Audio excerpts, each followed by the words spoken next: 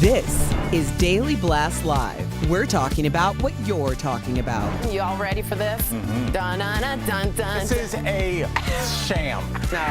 No. Y'all, just stop. Get real. Welcome to DBL. It's another Ladies' Day. Hey. I like starting my morning like this, really, with my girl Erica, and Lindsay is going to be joining us from home. Lindsay, ooh, I love the patterns on you. How you feeling? I'm good. I was trying to start my morning off well, too, but I'm stuffing my face with a Pop-Tart. I'm glad you guys didn't catch me. I didn't realize we were about to start. Can I ask what flavor? I like to know what type of. It's strawberry. I was just talking in the before the show about what your favorite flavor is. Now we're about to go so left. Yeah. But I want to know yours offline. I appreciate that. All right, we'll take it offline. We're going to kick things off with a very controversial topic, which is what we do here at DBL. Should the unvaccinated be taxed? So they're already doing this in Quebec. They're imposing a health tax on unvaccinated Canadians. It's to cover the additional cost the unvaccinated are putting on their healthcare system. So a little closer to home, Joy Reid is also calling for the unvaccinated to pay more. Take a look.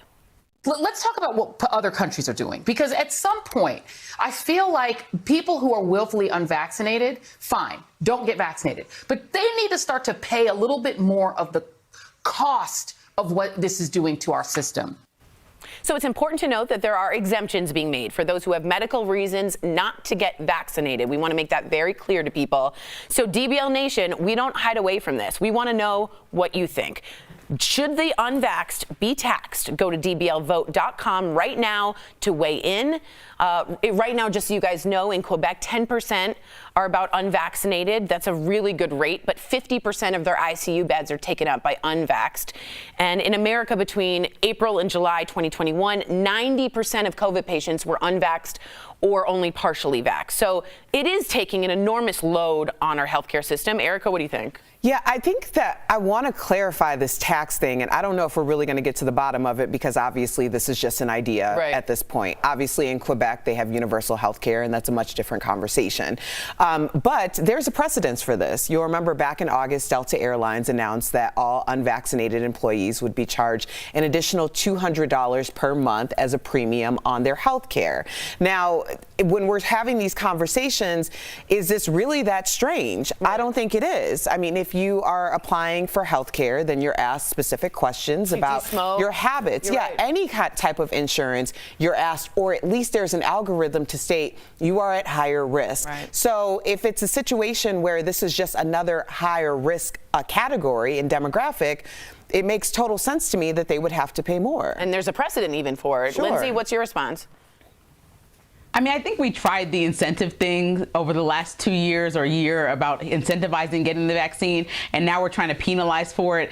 It just seems all over the place. I think more importantly, we need to just make sure that people, it's like either an option or it's not. So if this is going to be a law or mandated that you get into schools and get into colleges, go wherever you're going, travel and have the vaccine, that's what's going to make people get it, not forcing them to pay taxes that they'll try to find some way around. I don't think that this is going to really affect anything. People who are not vaccinated, I think, have made up their mind completely 2 years in that they're not going to get the vaccine and just going to hope this virus goes away as a cold. And so I think that forcing them and trying to penalize them is not really going to change much for people. It's the same thing as people that still smoke, and then they check, like Erica was saying, in the box that says I still smoke, and pay $10 more on their health insurance premiums. But see, I slightly disagree with you, and I wonder what you think.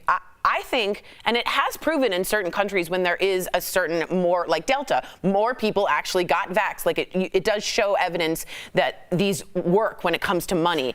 And at some point, and I want to know your thoughts, I just want the unvaccinated to not be as convenient for the vaccinated. And I say that without anger, but just like smoking in a restaurant, you can't do it because that's a public health issue. So is this.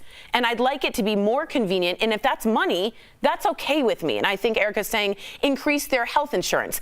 I'm fine with that. I'd like this country to boost. But there's also a law. There's no smoking in a restaurant. That's what I mean. Like, I've been saying that there needs to be, and although I don't like when there's one thing that governs people, and I like when states do their own thing, it just is, in this case, in order to get some organization, we need a hard and fast rule for people to abide by. Because right now it's going state by state, and some people have not been wearing masks the whole time. Some people got vaccinated right away in some states, and it's all about your leadership. So I don't know if it's going to be easy to try to tell people, oh, you're getting penalized, and not think that states are going to fight back against that. And I want a mandate, which is what I completely agree with you. I want it mandated. So that's the law that I want. And then if you break it, you have to pay more, Erica. To me, it's not a personal feeling. Like, it has nothing to do with how I personally feel. This seems very much X's and O's to me. This is a monetary thing. Yeah. It's for each unvaccinated or each person who ends up in the hospital for COVID, each patient stay costs an additional $50,000. So now we're just talking about money here. And when you never really learn any lessons until it comes down to money. So we're talking algorithms, money, and about who's the most at risk of costing the most. To me, that's not personal. I understand why it's so personal to other people. Sure. For me, I'm just looking at the figures. Follow the money. Very good. Let's look at the final vote. Yes, 66% of you say yes. No, 34% of you. So a slight majority. Wow, interesting. All right, switching gears here. Dating during a pandemic can be hard, to say the least. But you'll never believe what happened to one woman in China. So she went on a blind date with a man who wanted to show off his cooking skills. Great. She went to his home for a little dinner date. Right? Okay, not long after, their neighborhood was put on lockdown. She's been stuck there ever since. She's been posting about it, and so far, it does not look like they've matched. She reportedly told a local newspaper about it, saying, quote, besides the fact that he's as mute as a wooden mannequin, everything else is pretty good, despite his food being mediocre. He's still willing to cook, which I think is great. End quote. Oh, boy. What? I don't want to get off topic here, but I'm just going to put a PSA out there. I don't know if I'm going on a blind date to somebody's house. I don't think that is the way that is the safest route. So I'm just going to caution people against that. I think that's I was like, red flag one, you don't know the dude, don't go to the dude's apartment. But that is unfortunate. What would you do, Lindsay, if you were stuck? Well, the funny thing is that I actually know somebody, similar situation happened. They were dating them, just started dating them, and they went and they found out they had COVID when they were trying to fly home. And so they either had to get a hotel for 2 weeks or stay with this person they just started getting to know. Ooh. And luckily the person was kind enough to be, genuinely nice about it. Like, stay, that doesn't mean they're a love match. She just stayed there for 2 weeks and it worked out. But like, the rude thing to do would be get out of my house. But that's real sometimes. I mean, this girl's reporting live about what he's doing. Like, who knows if you want that much company? I might not want somebody in my house that I just started dating for 2 weeks straight. That's like really intense. So, we need an update on your friend. Yeah, is everything good? Are they still together? She just got back, so I need to call her. I heard the story from a friend of a friend, so if I even mention something similar, she probably hears this on TV right now and is like, excuse me? So I'm going to get back to y'all. Yes, all right, good. Please do. Ladies and gents, we will hear what happened to Lindsay's friend. Don't worry, episode 2 will be out tomorrow. Coming up on DBL, making friends later in life. Why does it get so much harder to meet people as you get older? Plus, a man's photo of his wife shoveling snow is sparking debate. Is it fair for chores to be based on gender?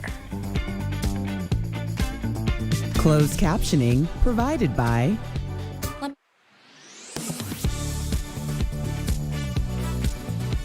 What's up, everybody? I want to say thank you for everyone wishing me happy birthday yesterday. It was an amazingly overwhelming day for me, and I was speechless, and that means a lot. And even Sierra saying yes. I talk a lot, and I had no words, and it was really, really wonderful. So thank you all from the bottom of my heart. Thank you. I really, really appreciate it. Okay, so a lot of people are saying a lot of people just tested positive. Just read unvaxxed cop deaths were high last year. And also, Macron, Prime Minister or President of France? I think President as well, had said this. And I really like this, and I want to know if you think I'm being too far and too personal. He said, I want to make life uncomfortable and inconvenient for the unvaccinated. And I didn't think that was a problem. I thought that was really the only way to get us to get over this thing. And I don't know if that comes across as mean or cold, and I don't know. What do you think about that? I have a very different theory on this because, obviously we've been having this conversation for a year at this point because most people started getting vaccinated around this time last year. And although I have personal reasons to have made my personal choice, I also understand that other people have had personal reasons to make their personal choice. Now, when I think about what is the most effective to sway someone's opinion, me saying and putting on some pedestal about how I feel they should change their minds, even if I have stats and science and facts and figures behind it, might as well be the same thing as being like, never get vaccinated. Because for people who are so pro-vaccination to hear, or for people who are anti-vax, for them to hear someone pro-vaccinated say something to try to make them change their minds is only going to make them stand in their truth more. I just feel like it's not a personal decision. It's a public decision. Yeah, I'm saying, I know you mean.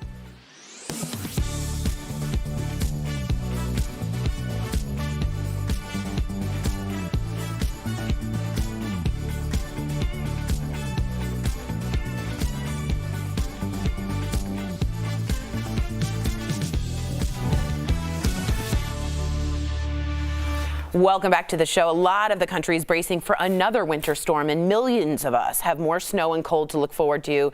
So speaking of that, check out this Instagram post that's gone viral. I saw it earlier. A Canadian man, I think he's a politician, posted this photo showing his wife shoveling their driveway. He commented, "Even after a 12-hour night shift at the hospital last night, my wife still has the energy to shovel the driveway. God bless her and all our frontliners. Time to make her some breakfast." Now, the post has sparked an online debate. Who should shovel the snow, and are certain chores more appropriate for men versus women? Lindsay, did you see this? What did you think? Talk to me. When I first saw this, I was like, oh no. Because for me, that would not be me. I'm not going to be. But I read more into it, and the woman said that she had a long day. She was wearing an N95 all day, and she really wanted to be out with nature. Shoveling was a good exercise for her, and so she really chose to do this. So I'm never going to tell somebody to not do what they want to do. But if my husband was standing outside the window taking photos of me, to me, shoveling's hard. I grew up in New York where it snows every winter, and I never saw my mom pick up a shovel. And my mom does a lot. She does a lot, but I've never seen her pick up a shovel. And so, I just personally wouldn't do this, and I definitely wouldn't hope that somebody's not taking a picture of me doing it if I had to, because that means worst came to worst. Yeah, and posted and you're being ridiculous for not coming out there. Right, and posted I don't know what that situation is. What do you think, Erica? I don't think that chores are gender specific. That being said, if the reason why Lindsay never saw her mother pick up a shovel is because she has a father and a brother, and if my husband's home, I'm not picking up the shovel. I'm also going to let him know that I went to the grocery store and there's a lot of groceries in the car. After that first round of bringing those groceries in, there's just certain things where I'm like, why am I doing this? That being said, if there was an elderly person or someone who needed assistance in some way and I was more able-bodied or it wasn't going to be as strenuous for me, then I am going to put myself in that role. But if there's heavy lifting and my husband's around, that's going to sit there until he picks it up. And is that because that's just tradition for you, or is that because it's heavy? Why would I pick that up if this man who's stronger than me can do that with less strength? And then on top of it, yeah, go ahead. Please. Are you trying to say that you are cool with this? You want to go shoveling outside and Brooks can just watch you and take a video? Absolutely not. No, I would actually be so mad. And I not only agree with all of you, but what I think was so weird is posting it, being after her 12-hour day, God bless our frontline workers, shoveling in the freezing cold. Yeah. And I believe, we can look this up, I believe he is on a local commission or council, and it's really, you couldn't do something in your job to actually help the frontline workers? And then I'm glad he made her breakfast, but the lack of social cues to post is what I think is quite he missed funny. the mark. He didn't read the room. No, he didn't. No, he didn't, sir. He didn't. Coming up on DBL, is it nearly impossible to make friends as you get older? We're going to talk about it next. Stay tuned.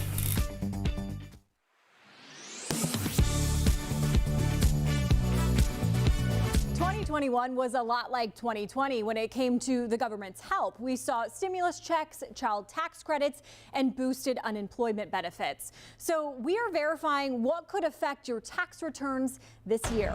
Our sources for these answers are CEO of Alloy Wealth, Mark Henry, and the IRS. The first question, if you received an advance child tax credit, could that affect your tax returns? They qualified based off of 2020, but if they made more money in 21 when they actually file their taxes, they may get a surprise. They may actually owe money back to the IRS because they received that tax credit but got a raise. According to the IRS, in 2021, the American Rescue Plan increased the child tax credit for families who qualified. However, Henry says if you received more money in 2021 than the IRS was estimating you would make, then you might have to pay some of it back. Next, if you worked from home, can you claim that as a home office? According to the IRS, unless you are self-employed, you cannot write off home office expenses as deductions. Unless you're self-employed, you cannot do that. And finally, will the new tax brackets released by the IRS affect your taxes? According to the IRS, income tax brackets and the standard deduction have been adjusted to reflect inflation. The actual tax brackets themselves, this is a good thing, they went up a little bit. So they went up anywhere from 1% to 3%. So depending upon your deductions, how much you end up taking out of your check, some people, that, let's say you didn't get a raise and you're going to make the same income as you made last year, you may not have to take out quite as much during the year. According to the IRS, this went into effect for 2022, so you won't see this on your tax returns this year. You'll see it affect the taxes you file in 2023. With your Verify, I'm Megan Bragg.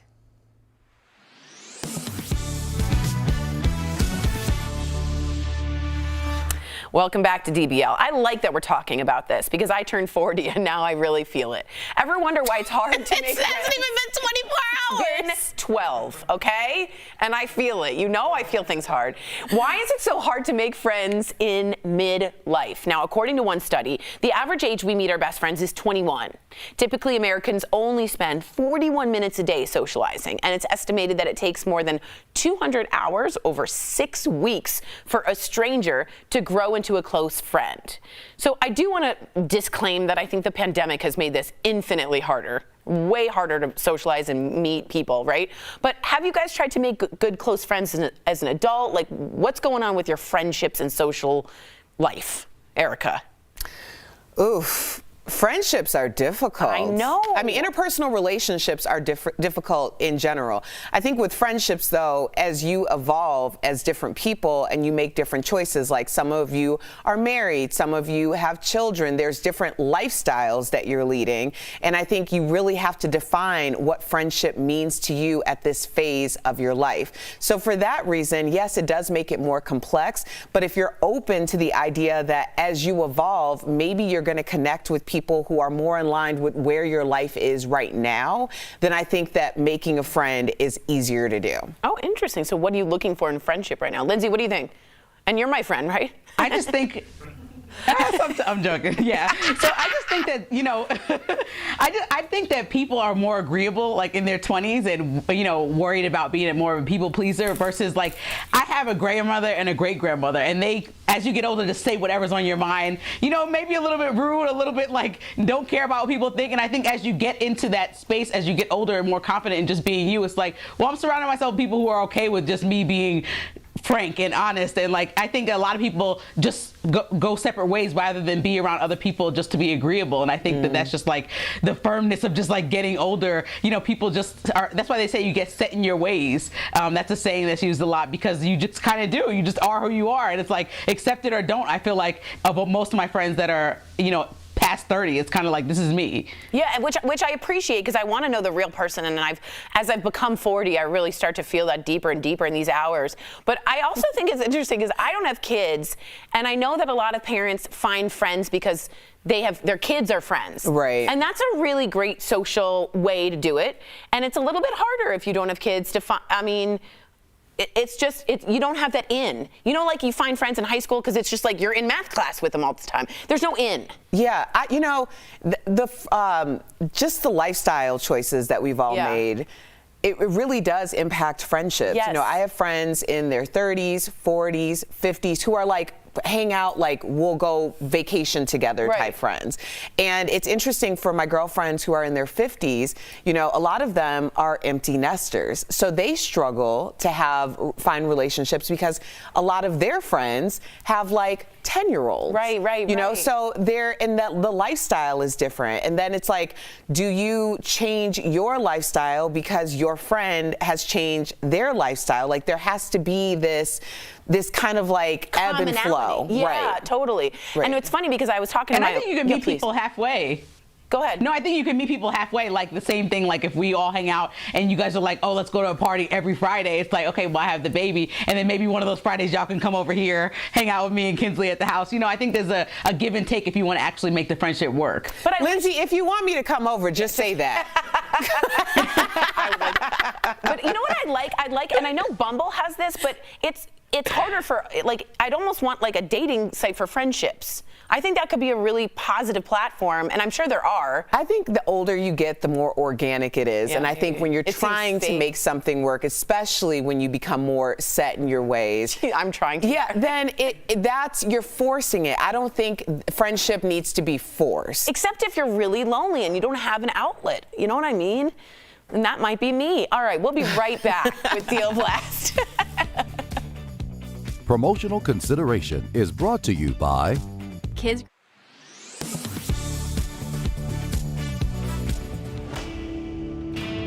The CDC says Omicron is now the dominant COVID strain in the U.S., causing surging metrics on par and even surpassing last year's peak. Testing is subsequently in high demand with low supply in some areas. You certainly don't want to waste a hard-to-get at-home test. So let's verify. Is it true the optimal time to test for Omicron is 5 days after exposure for most accurate results?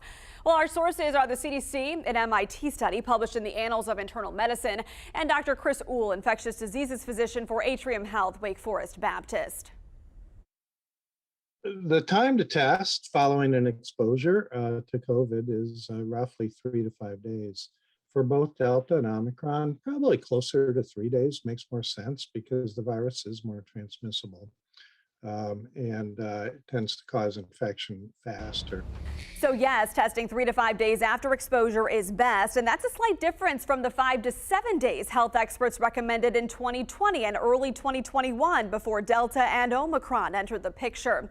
And timing is key. A 2020 MIT study looked into the probability of a false negative on a COVID test.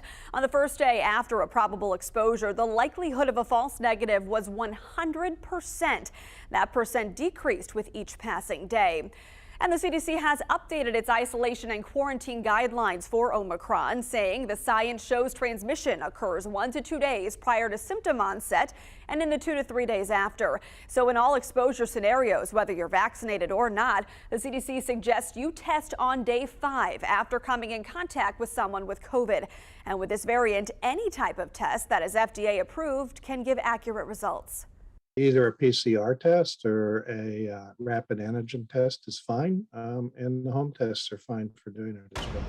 In conclusion, we verified, yes, it's true. The optimal test time for Omicron is still 5 days after exposure. But given how fast Omicron spreads, you can test as early as 3 days and likely have accurate results. With your Verify, I'm Megan Molaris. The annual deadline for Americans to file their taxes is typically on or around April 15th. However, for the past 2 years, the IRS has pushed the tax filing deadline past April because of the COVID-19 pandemic. Amid the current surge of Omicron, it's clear that COVID-19 is still impacting a lot of people. So let's verify. Is the IRS pushing the tax deadline again this year? We went to these sources for an answer. In a January 10th press release about the tax filing season, the IRS confirmed this year's deadline is April 18th, and there's no indication that that will change. That date was also confirmed by TurboTax and CPA Practice Manager, a resource magazine for accounting and tax professionals. According to the IRS, April 18th is also the deadline for individuals to request an extension. If the extension request is granted, their new deadline would be October 17th. With your Fast Fact, I'm Adiane Till.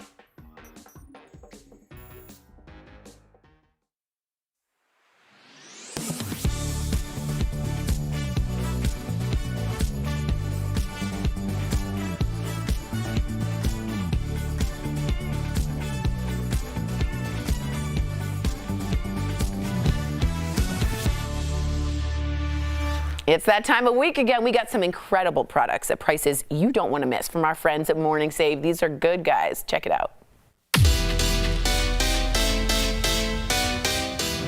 All right, Steph, what do you have for us? So first up, we've got the Kaival Vigo Air HD3 Cool Mist Humidifier. It's super quiet and it has a runtime of 75 hours. So you don't have to worry about noise while you're sleeping or having to refill the machine. Well, normally it's $100. Yeah. But we've got it for only $29, saving everyone at home 71%. Now, Tori, this deal is all about your health and wellness. We've got the Vermi VG3 Round Sport Mode Smartwatch. Oh, wow. Check this out. This watch will alert you to calls, texts, notifications. It will track your activity, your steps, heart rate, and calories, and normally it's $79. Yeah, that makes sense. Yeah, but guess what, Tori? It's only $29, saving up to 63%. Great price again. I love Price it. wizard.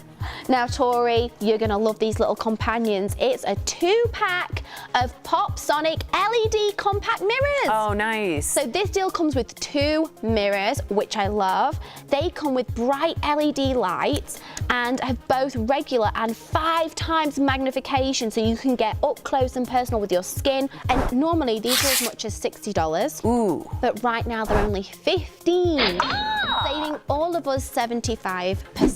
And then last but certainly not least, we've got Me Smooth Professional at Home Face and Body Permanent Hair Reduction System. And this system is FDA cleared and is clinically proven to permanently remove unwanted body and facial hair in just 6 weeks. Oh my gosh. So normally it's as much as $299. Ooh. We've got it though for $149. Much better. I know, saving up to 60%. All right, head on over to morningsave.com. You snag these amazing deals at the lowest prices. You can even visit morningsave.com just right on your smartphone. Thank you so much, Steph. So before we go, we want to mention the passing of a 60s music icon. Ronnie Spector has died at the age of 78. Her family said she left the world yesterday after a brief battle with cancer. Ronnie rose to fame with her group, the Ronettes, under the guidance of music producer Phil Spector, who Ronnie later married. The group became wildly popular in the UK and opened for the Beatles on their final US tour in 1966. After Ronnie and Phil divorced, she launched a solo career and had a hit with the Eddie Money song, Take Me Home Tonight, in 1986. That was good, Erica. Ronnie kept on performing into her 70s. May she rest in peace. DBL's New Every Day. We'll see you same time, same place tomorrow.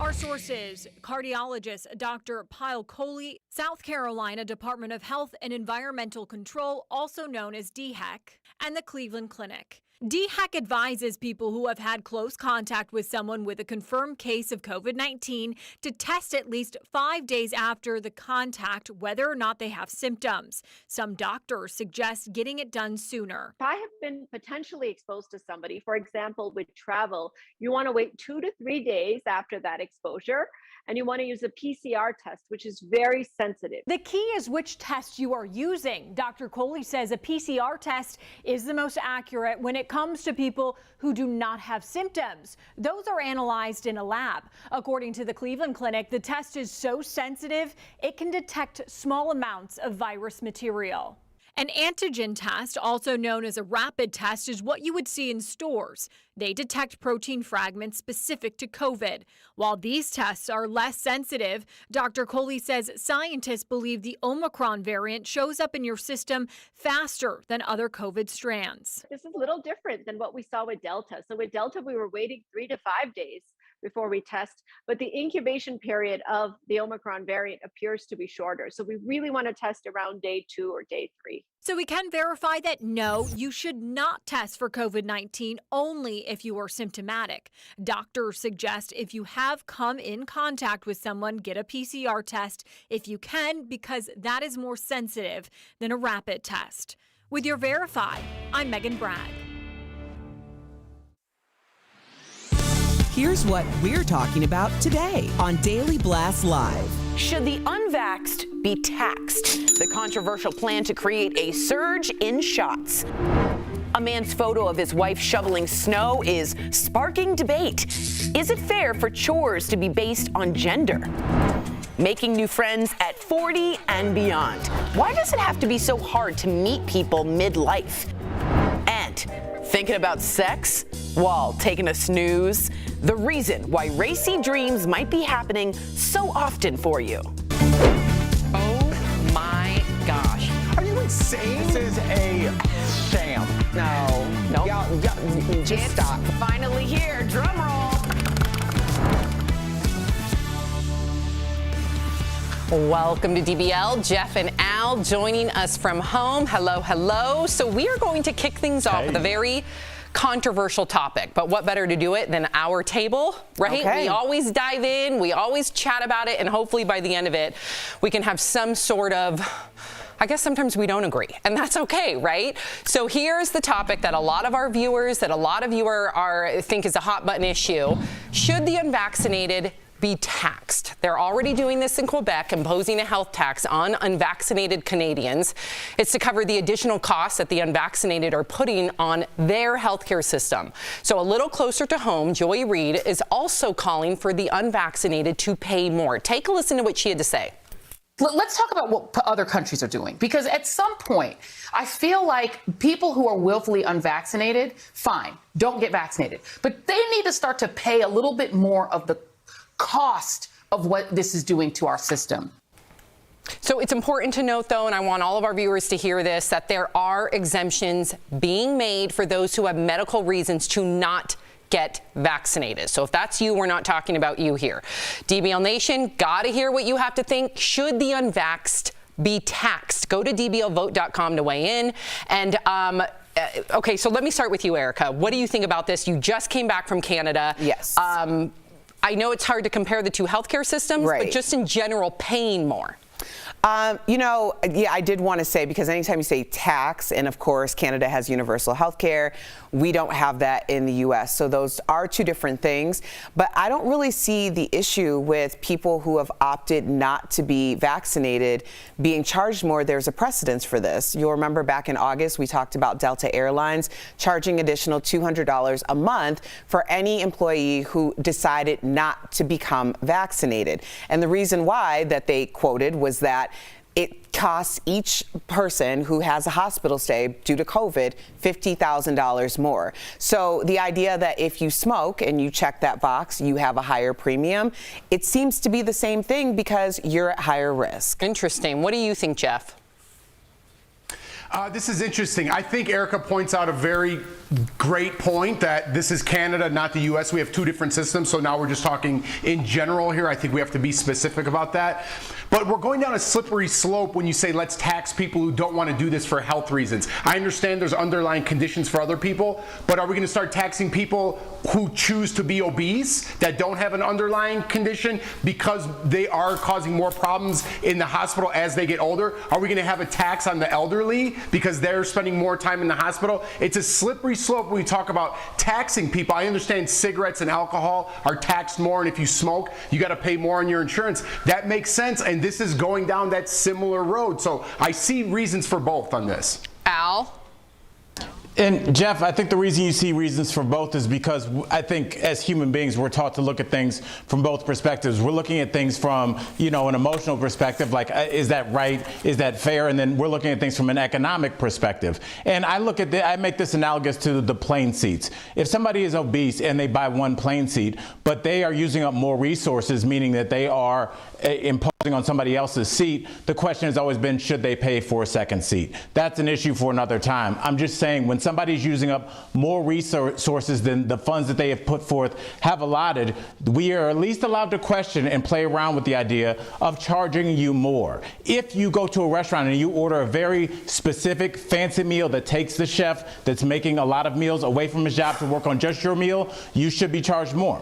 Well, let's talk about some of the statistics, though, because for me, the statistics help put things into what direction we should go as a nation. So as far as in Quebec, 50% of the ICU beds taken are unvaxxed. As far as here in America, if you look back in July, 90% of COVID patients were unvaxxed, and those were the ones taking up all the ICU beds. We heard a number of stories of people saying, my dad had a heart attack. He couldn't go into the ICU because there was no beds for him. I have someone else that I know that had lymphoma. They weren't able to use a ventilator because the ventilators were taken up at a Boston University hospital.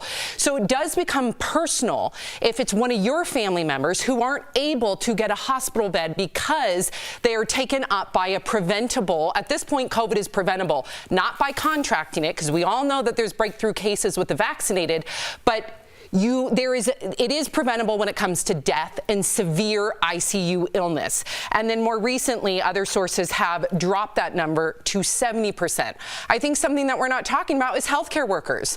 My brother-in-law, not Eric, who lost his life to COVID, but my other brother-in-law, JP, is an ICU nurse. He's done.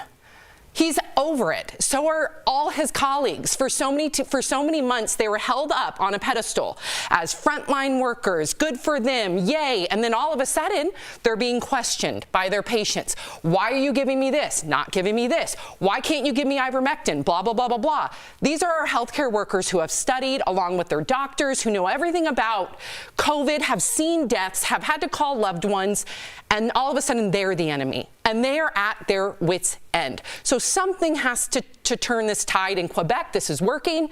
They've seen a big increase in, I'm not trying to go on a big monologue, I apologize, but I just want to give you guys the facts.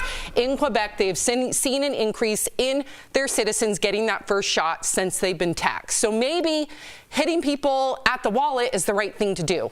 Well, the other thing is, you said 90% of people in Quebec were vaccinated. But also, like, some things that people aren't considering is, like, you know, I have family in Canada.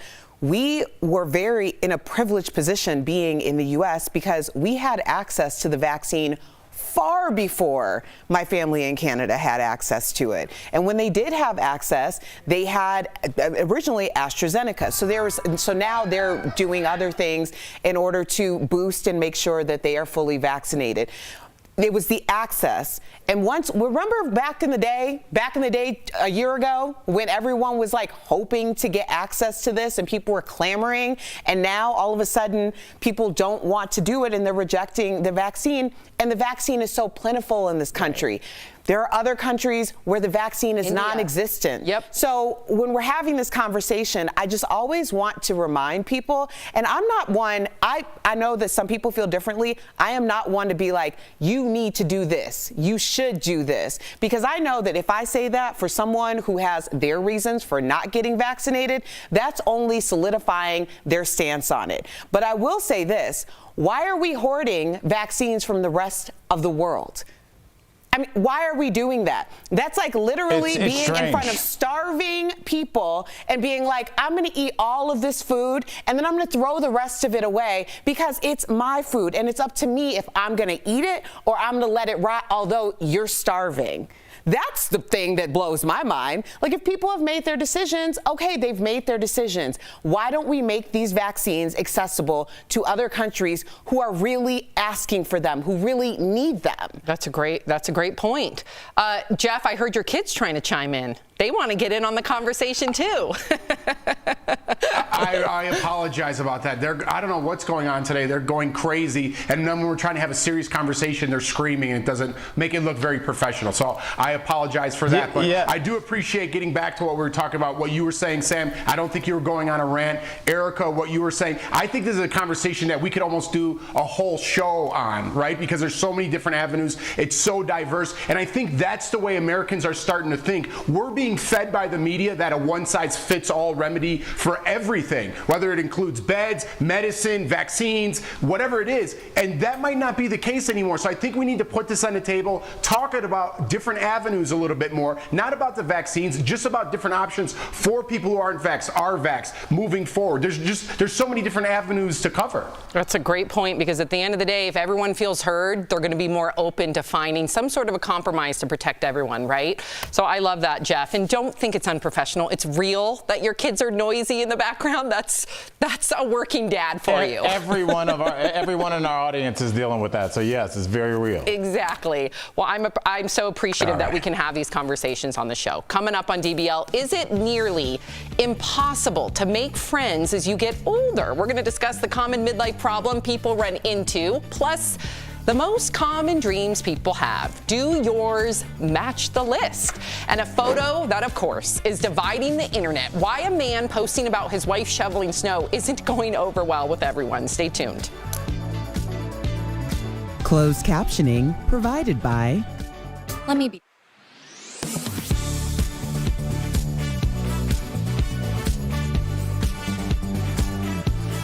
I'm wondering if we should do it somewhere in the show.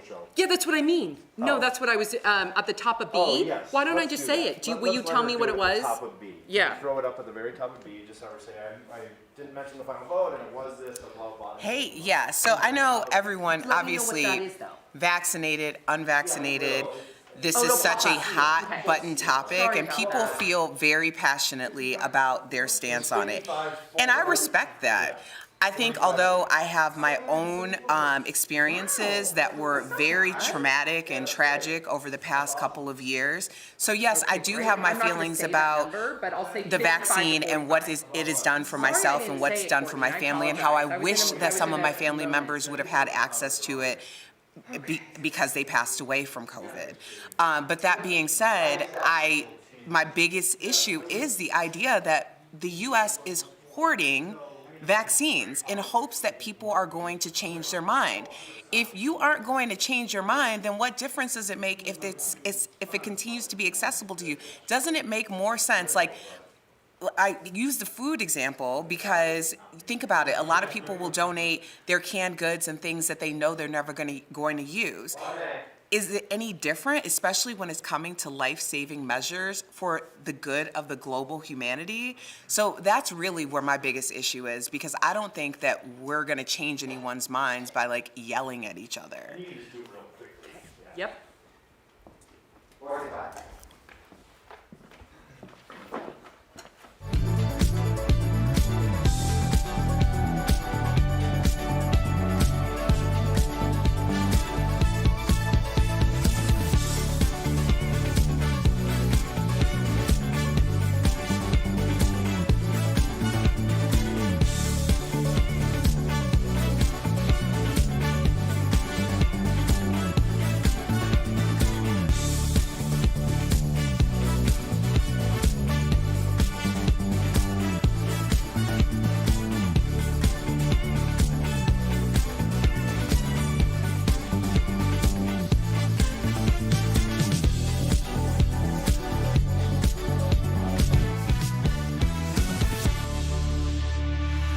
We were so into it, we forgot to reveal the final vote. So let's look at what you all had to say. There's the poll. It says 50-50 here, but I believe it was actually 55% were for it, 45% were not for it. So thank you for that. All right, now let's get to what we were going to talk about.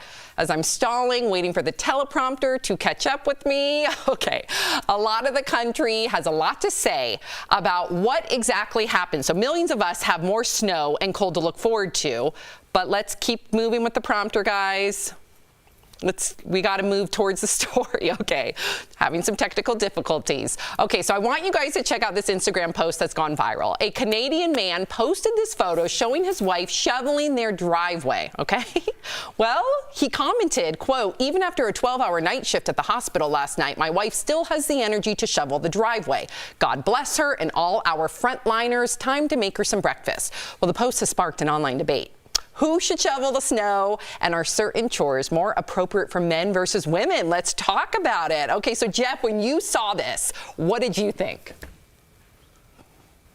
Listen, my wife gets out there and she shovels the snow just like me. I don't want her to, but when there's a bad storm, the community's got to come together. My neighbor and his wife are out there. My neighbor and his wife are out there on this side. The community's got to come together. I think these like quote unquote man jobs, women jobs, I don't know if they exist so much anymore. I'm the chef in our house. I like to cook. I call myself a chef, not a housewife. It's like these terms are antiquated. I think if you could pitch in, but I don't want my wife lifting heavy things or being outside shoveling the snow or mowing the lawn. I take pride in that's a man's job, even though I just called it antiquated. It's just how our house goes. Yeah, Jeff, I think you hit it right on the head. I'm sorry to jump in, but I completely agree. There are antiquated roles, but my girl knows I do not want her taking the trash out because it's in an alley and you don't know who might be back there. She is quick to shovel snow. She doesn't mind using her physicality for anything, but I do like to step in there when I can because I know that she works hard. This picture, however, I think it's really bad optics, and I wanted to get you guys' opinion. Not that it's a woman shoveling snow, but the 12-hour shift. Come on, bro. Not a good look. Erica. Come on, man. Well, I don't think that there are gender chores. But that being said, if I'm at home and there's snow on the ground and my husband's at home, no, I'm not picking up that shovel. I'm not picking up that shovel. And I know that Al walks it like he talks it, because just yesterday we both had dry cleaning to take out. So we're leaving the studio and I was holding my dry cleaning and like a coffee or something else, and Al like stops me down and takes everything out of my hands, and I'm like, "What are you doing?" And he's like, "Why are you carrying all this stuff?" And I'm like, Al, I can carry my own stuff. And he's like, "If Marcella, my grandmother, saw me walking next to you and you were carrying all this stuff, she'd be rolling in her grave." And like, I think that there's a sense of, if you are more able, because I was struggling, so I do appreciate you, Al. But if you're able to help someone who might not be able to necessarily completely help themselves in that moment, or you're more able-bodied for whatever reason, then yes, I do think that is the appropriate thing to do. And Al, I appreciate you taking all my stuff and bringing it to my car. I love you, girl. Love you too. Al, I have some dry cleaning on my desk. I got your back. I don't. Coming up on DBL, making friends later in life. Why does it get harder and harder to meet people as you get older? We're going to talk about that coming up next.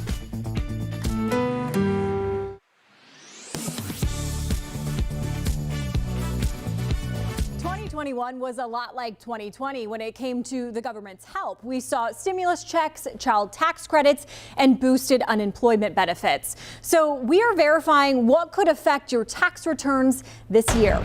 Our sources for these answers are CEO of Alloy Wealth, Mark Henry, and the IRS. The first question: if you received an advance child tax credit, could that affect your tax returns? They qualified based off of 2020, but if they made more money in 21 when they actually file their taxes, they may get a surprise. They may actually owe money back to the IRS because they received that tax credit but got a raise. According to the IRS, in 2021, the American Rescue Plan increased the child tax credit for families who qualified. However, Henry says if you received more money in 2021 than the IRS was estimating you would make, then you might have to pay some of it back. Next, if you worked from home, can you claim that as a home office? According to the IRS, unless you are self-employed, you cannot write off home office expenses as deductions. Unless you're self-employed, you cannot do that. And finally, will the new tax brackets released by the IRS affect your taxes? According to the IRS, income tax brackets and the standard deduction have been adjusted to reflect inflation. The actual tax brackets themselves, this is a good thing, they went up a little bit. So they went up anywhere from 1% to 3%.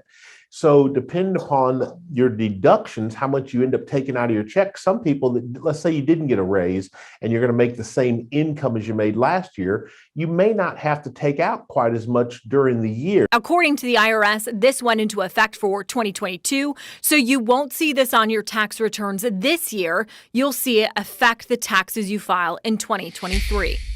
With your Verify, I'm Megan Bragg.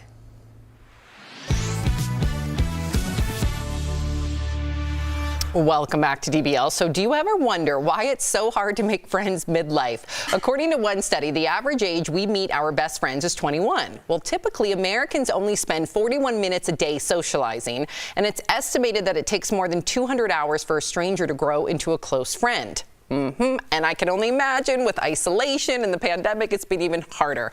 Jeff, have you thought that it's been harder to make friends as you've gotten older?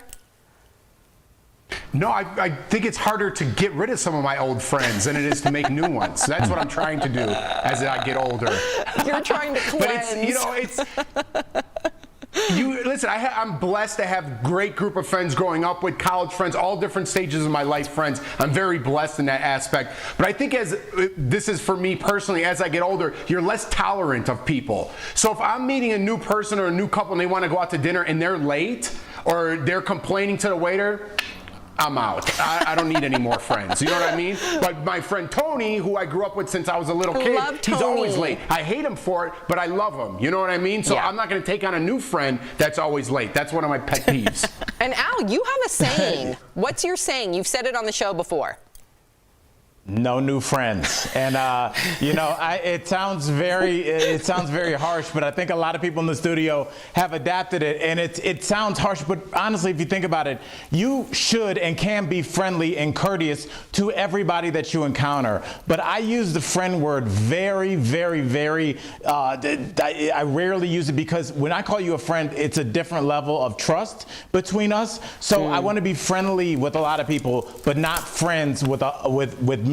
So it's a tough thing, but it's hard to meet people, Erica, when you're older because I don't know, you don't want to be weird, you know? Isn't that, like, you don't want to be like, hi, I'm the guy from the mall. Do you want to hang out? And you're like, what? No, it's weird.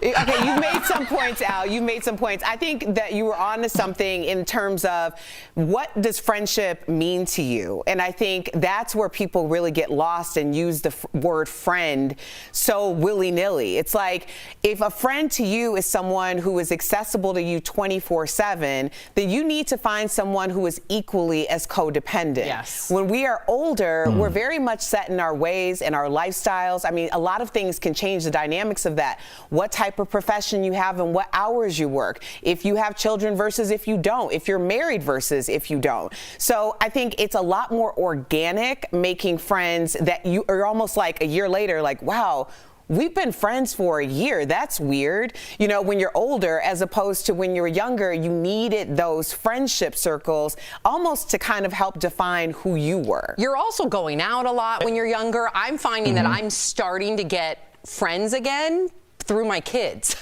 So like when I set up a look, did you say no, Al? I see Jeff shaking his. I made a face.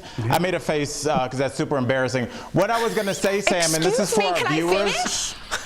And Jeff is shaking his head in agreement. If I'm going to set up a play date for Sophie, if I'm going to go to school functions, I start to get to know their parents. It doesn't mean that I just automatically become friends with one of them, but as I meet her friends' parents, I've actually been like, oh, they're cool. Mark and I are like, we're going to go to dinner with them. So I think then you have some common interest. That's not fair to Sophie. That's not fair to Sophie. Why isn't it fair to Sophie? Because if you start to like, what if Sophie doesn't like their kid and now you like their parents? So you're forcing their kid on Sophie because you're trying to hang out with their parents. Why would Sophie be having a play date with someone she doesn't like?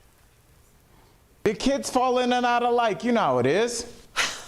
I think Sam's point is well spoken. You decided to move to the same neighborhood. You put your kids in the same school. I think there's some commonality there. That makes sense. And our friends and our kids are friends. We live in the same neighborhood. Yes, we're like blood brothers. We're a transient city. That's not really commonality. Okay.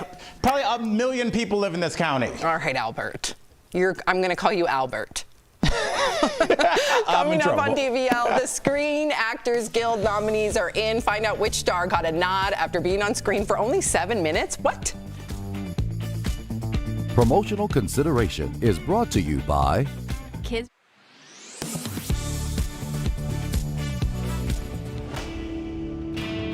The CDC says Omicron is now the dominant COVID strain in the U.S., causing surging metrics on par and even surpassing last year's peak. Testing is subsequently in high demand with low supply in some areas. You certainly don't want to waste a hard-to-get at-home test. So let's verify. Is it true the optimal time to test for Omicron is 5 days after exposure for most accurate results? Well, our sources are the CDC, an MIT study published in the Annals of Internal Medicine, and Dr. Chris Uhl, infectious diseases physician for Atrium Health, Wake Forest Baptist. The time to test following an exposure to COVID is roughly 3 to 5 days. For both Delta and Omicron, probably closer to 3 days makes more sense because the virus is more transmissible. And it tends to cause infection faster. So yes, testing 3 to 5 days after exposure is best, and that's a slight difference from the 5 to 7 days health experts recommended in 2020 and early 2021 before Delta and Omicron entered the picture.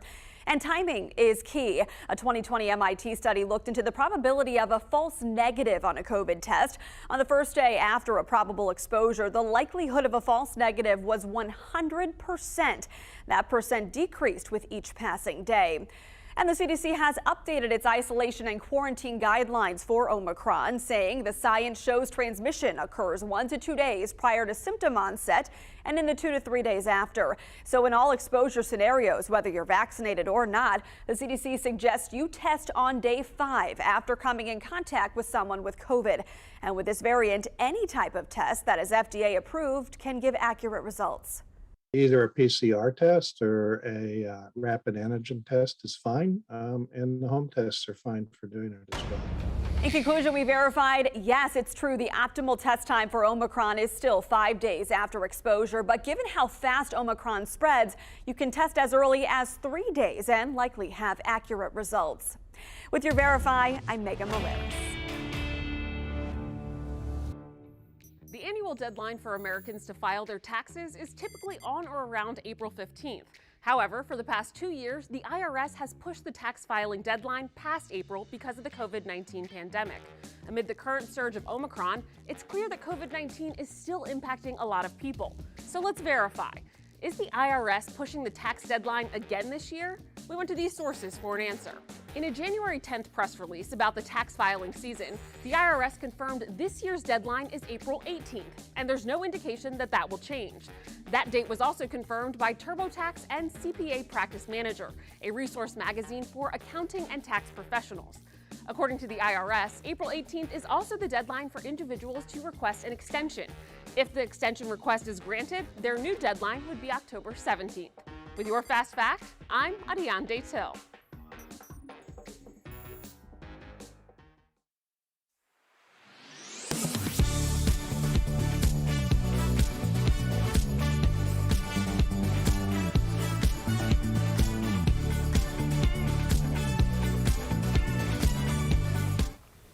Today, we want to honor 60s music icon Ronnie Spector, who has died at the age of 78. Her family said she passed yesterday after a brief battle with cancer.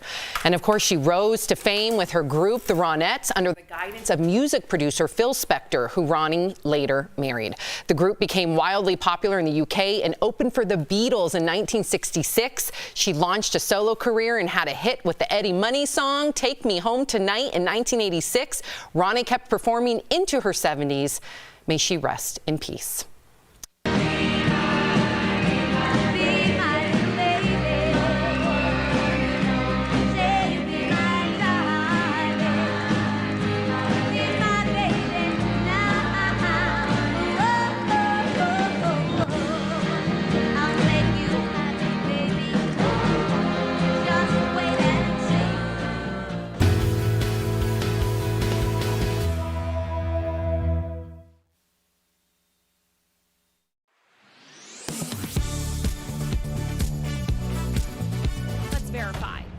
Sources: cardiologist Dr. Pyle Coley, South Carolina Department of Health and Environmental Control, also known as DHEC, and the Cleveland Clinic. DHEC advises people who have had close contact with someone with a confirmed case of COVID-19 to test at least 5 days after the contact whether or not they have symptoms. Some doctors suggest getting it done sooner. If I have been potentially exposed to somebody, for example, with travel, you want to wait 2 to 3 days after that exposure, and you want to use a PCR test, which is very sensitive. The key is which test you are using. Dr. Coley says a PCR test is the most accurate when it comes to people who do not have symptoms. Those are analyzed in a lab. According to the Cleveland Clinic, the test is so sensitive, it can detect small amounts of virus material.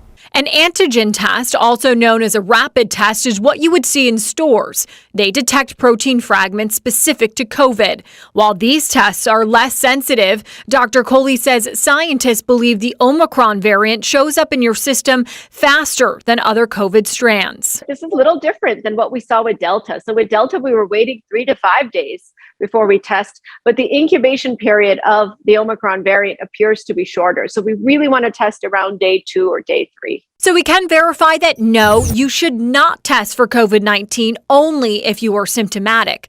Doctors suggest if you have come in contact with someone, get a PCR test if you can, because that is more sensitive than a rapid test. With your Verify, I'm Megan Bragg.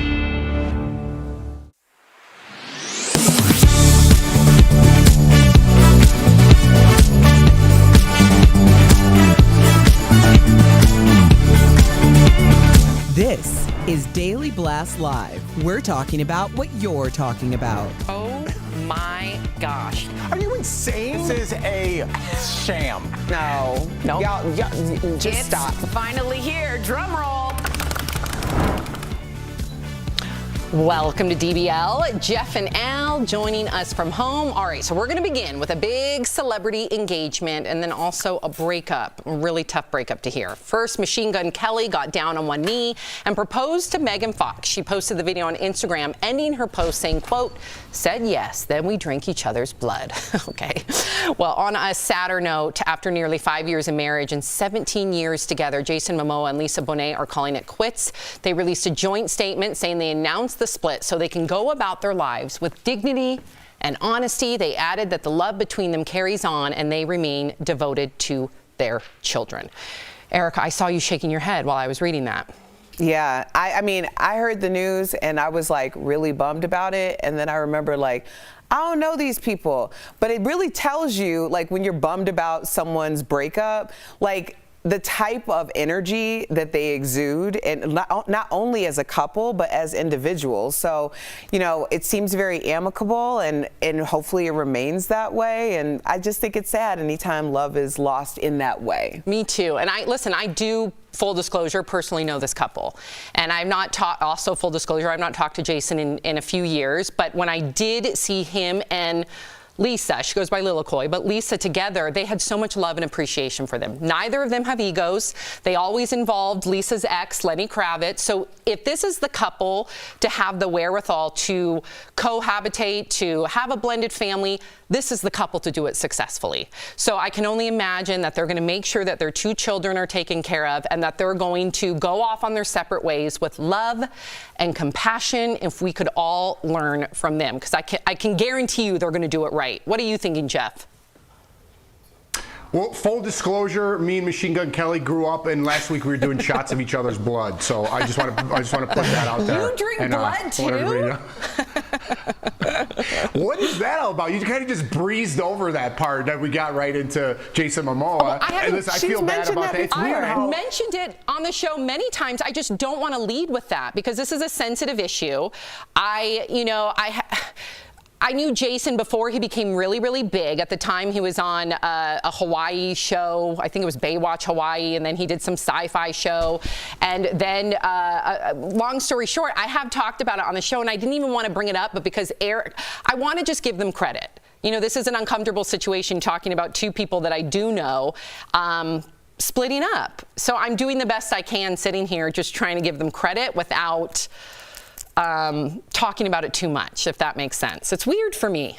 Yeah, and I was trying to make a joke and lighten the whole thing up. I wasn't like trying to question that at all. I was just saying it's weird how people put so much investment in their own lives into like celebrity or other couples' relationships, whether they make it or not. We talk so much on this show about other people's relationships and how let down people are personally in their personal life, like if it doesn't work or they did someone dirty. It's a weird connection, celebrity to person, right? No, you're right. It's Al, you feel like you know them, right? Even if you don't personally know them, you feel like they're your best friend in your head, as Wendy Williams always says. Absolutely. And you know, whether they're a couple or an individual, we all see somebody in our life that we'd like to emulate. Jeff, I know you listen to a lot of motivational speakers. I know a lot of people feel that way about Beyonce, feel that way about J-Lo, felt that way about Kobe Bryant, still do. So we all find somebody or a couple to feel that way about. My thoughts on this is, Erica, and I understand you being bummed about them breaking up, but I keep trying to look at relationships differently. Instead of looking at it's a failed relationship unless you guys live together your entire lives and die as just a couple. I don't know if 17 years together and an amicable breakup is a bad thing. It isn't something to be celebrated. Like, you guys had a good run, and like, to stop looking at everything in these absolutes, like either we get married and we die on the same day, or just like, hey, we had a good run, 20 years, we kind of grew apart, but we had a beautiful family, kids are grown up, and now I'm gonna go do this and you go do that, but I support you. I think that's a beautiful thing, and I think most relationships will kind of ebb and flow, and I think sometimes you're married to those people. Well said, Al. You're back to Al, no longer the Albert.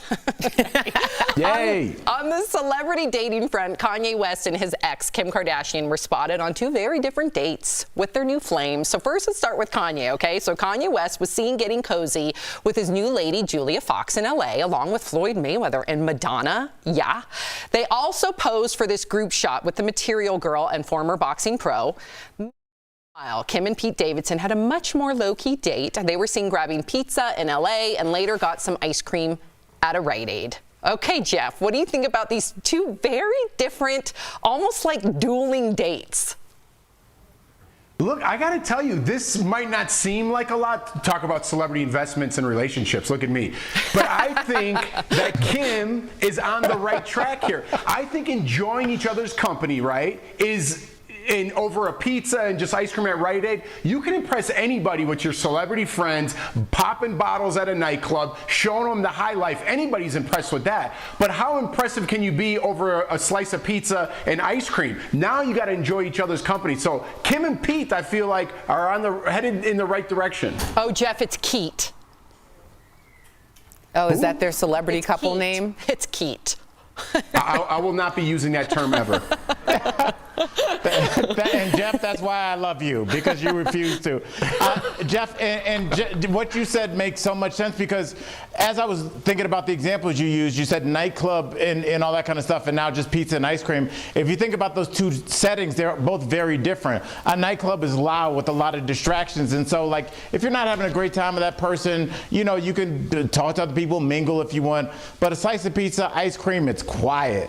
That means that you want to hear what this person has to say. This means that you don't want to be distracted by anybody else. You only want to focus on this person. So I think you're exactly right, Jeff. I think the slice of pizza is 1,000% more important than being seen coming out of a nightclub with somebody, because that could be anybody, but you don't just have pizza, you don't just have ice cream at Rite Aid with anybody. Okay, you can prioritize the importance of both of those things all you want, but the truth is you need a little of both. Because if you're always out for pizza, that's going to get boring. If you're always out at the nightclub popping bottles, that's going to get boring. So there has to be like a hybrid. And I think, you know, Kim Kardashian has everything. Popping bottles, eating pizza? Popping bottles and eating pizza. Yeah, you know, like do the highs and the lows and the middles, you know, change it up. I think the spontaneity or the idea of variety it truly is the spice of life. So, I mean, yeah, we're comparing these two, but realistically, there's probably a little bit of everything, which, you know, gives for a better relationship.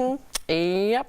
Okay, so we're going to talk about being too organized. Some people have been posting videos on TikTok of their impressively organized fridge. I live for stuff like this, where everything has its own drawer and all the produce is neatly separated into different compartments. Shows like The Home Edit also post organization hacks and show off neat closets with everything in its place. But is this level of organization even realistic? Jeff, remember when I showed you my picture of my pantry? Goals, Sam, goals. It's on my vision board. Is it? You're very organized, kind of like this. I like to think of myself as organized, and sometimes I'm like, maybe I'm too organized, but then when I see Sam's pantry or these pantries and closets, I'm not nearly as organized as I think I am. Well, you know who got me into it was Erica. This was about a year and a half ago. Erica told me that she was, I don't know what you read or what you were watching, but she said, take everything in your closet and throw it out. And then start to piece together how you want it organized. Oh, and the I've Home been doing Edit. that. Okay, I've been doing that because of you, and it's so freeing. I know where everything is. Girl, I'm glad you're doing it because I fell off the Home Edit train. I sure did. Like right now, I was getting like anxiety just looking at that. Like I really need to get back there because I mean my life was like working like a well-oiled machine when I was organized. But you know, sometimes you fall off, and I fell off. Al, what do you think about this? It helps me. It's very cathartic for me. I just want to say before I even make a statement that, Sam, this is why people tune into DBL. It's for pantry talk. For myself, please let them talk about pantries. No, I love that my girl is incredibly organized. And at first I was like, this is a little excessive, but you know what? Just go when you go into the hallway closet and something's labeled. If you have a headache and you know where the aspirin is, or you have a stomach ache and you know where the Tums is, it does help, and it just gives a little peace of mind to just know where things are in the house. And I never lived like that. I've been a goofy guy for most of my life, so it's refreshing for me. I could see how some people wouldn't like it, but who doesn't like to know where things are going to be all the time? Put it back where it was. It's there the next time. So super I don't know, satisfying. I'm here for it. Yep. Coming up on DBL, we're going to talk about some of the most common dreams people have, and do they match yours? Closed captioning provided by Hi.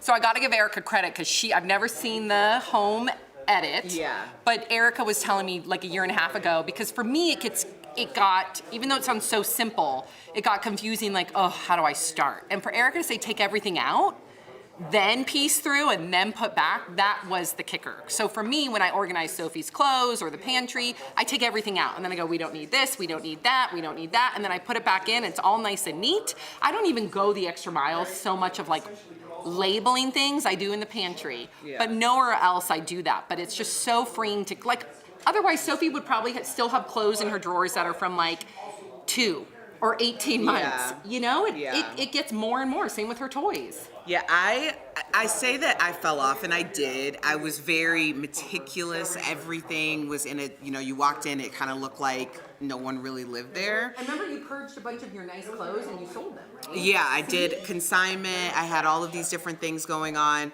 And then, you know what really got me, and I don't know if other people are experiencing this, but I was so organized, especially like leading up to the pandemic and then during lockdown, but everything opened so rapidly for me that it completely caught me off guard.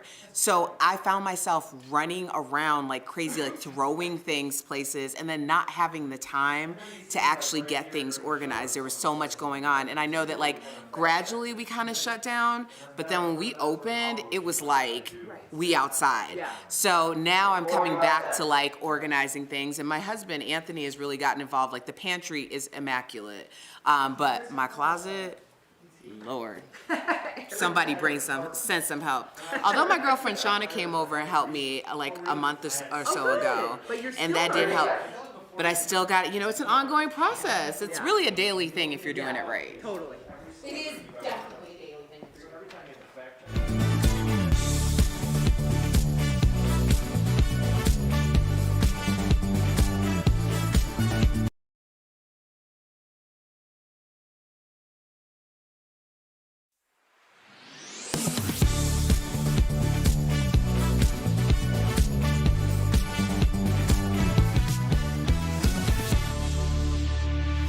Welcome back to DBL. Are you someone who remembers their dreams? I feel like Erica is. Well, according to a survey conducted by Census Wide, the 3 most common dreams in the U.S. are about falling, being chased, and sex. Turns out dreams about sex are the most common in the cities that get the least amount of sleep. Interesting. So people in Phoenix, Arizona are dreaming about sex, falling, and flying. Sleepers in Washington, D.C. dream mostly about their partner's infidelity. And apparently people in Los Angeles seem to only be dreaming about sex. Jeff, are you one? I know you write things down. Are you one to record your dreams? No, and you know what? I have a hard time remembering my dreams too, unless I immediately wake up and somebody asks me what I was dreaming about. Otherwise, I forget them. But I do have reoccurring dreams that I do remember of always not being prepared or forgetting something. And I know we had dream analysis experts on the show, but it's weird how I always go back to I'm not prepared enough. And I don't know if that's a reflection of my life. I'm sure it is somehow, but those are the ones I remember. Al, do you remember your dreams? And if you do, what's a common theme? Yeah, I mean, mine are all about sex, and I get up and I write them down immediately. It's called the Red Shoe Diaries. It's right next to my bed. No, I usually dream, and Jeff, I don't know if this is from an entertainment perspective. I have the unprepared dream too, and mine would be I kept having this dream for a couple years in a row where I would be on a Tonight Show kind of show doing stand-up, and they call your name, and I couldn't find the crease in the curtain to walk out. Whoa. And so I could hear them calling my name, but I couldn't find which side to go out or go out the middle, and I never could find it. So that was my weird panic entertainment dream. Yeah, that's anxiety. We gotta unpack that, Al. Right. I've had that one at least 10 times, Erica. Yeah, we gotta unpack that. There's something there. Erica, you remember your dreams. A lot of times I do. I'll write down certain things. If I wake up and I'm like, oh, that was a message, that's something I need to keep with me, I'll write it down. A message, you guys? Do you see the difference between Erica and us? Have any one of you ever woken up going, that's a sign, that's a message, and you write it down? Have you, Sam? I wake up, I'm like, oh my God, thank God that wasn't real. I want to.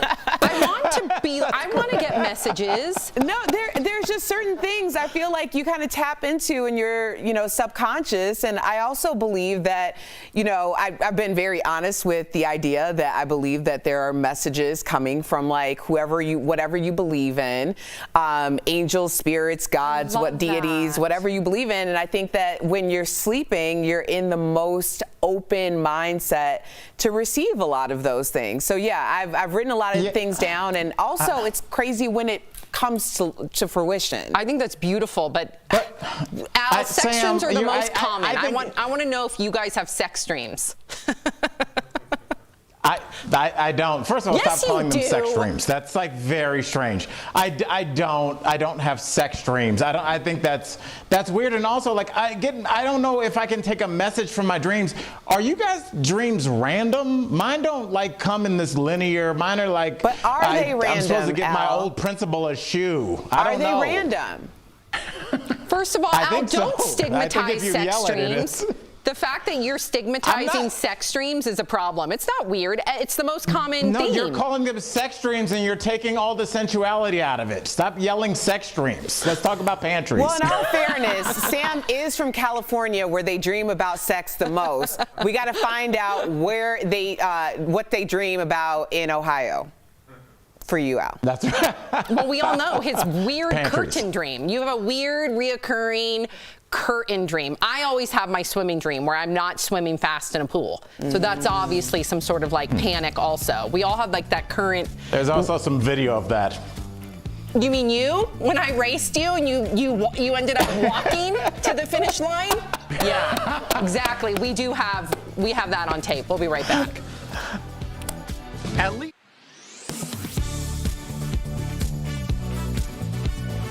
2021 was a lot like 2020 when it came to the government's help. We saw stimulus checks, child tax credits, and boosted unemployment benefits. So we are verifying what could affect your tax returns this year. Our sources for these answers are CEO of Alloy Wealth, Mark Henry, and the IRS. The first question, if you received an advance child tax credit, Could that affect your tax returns? They qualified based off of 2020, but if they made more money in 21 when they actually file their taxes, they may get a surprise. They may actually owe money back to the IRS because they received that tax credit but got a raise. According to the IRS, in 2021, the American Rescue Plan increased the child tax credit for families who qualified. However, Henry says if you received more money in 2021 than the IRS was estimating you would make, then you might have to pay some of it back. Next, if you worked from home, can you claim that as a home office? According to the IRS, unless you are self-employed, you cannot write off home office expenses as deductions. Unless you're self-employed, you cannot do that. And finally, will the new tax brackets released by the IRS affect your taxes? According to the IRS, income tax brackets and the standard deduction have been adjusted to reflect inflation. The actual tax brackets themselves, this is a good thing, they went up a little bit. So they went up anywhere from 1% to 3%. So depending upon your deductions, how much you end up taking out of your check, some people, let's say you didn't get a raise and you're going to make the same income as you made last year, you may not have to take out quite as much during the year. According to the IRS, this went into effect for 2022, so you won't see this on your tax returns this year. You'll see it affect the taxes you file in 2023. With your Verify, I'm Megan Bragg.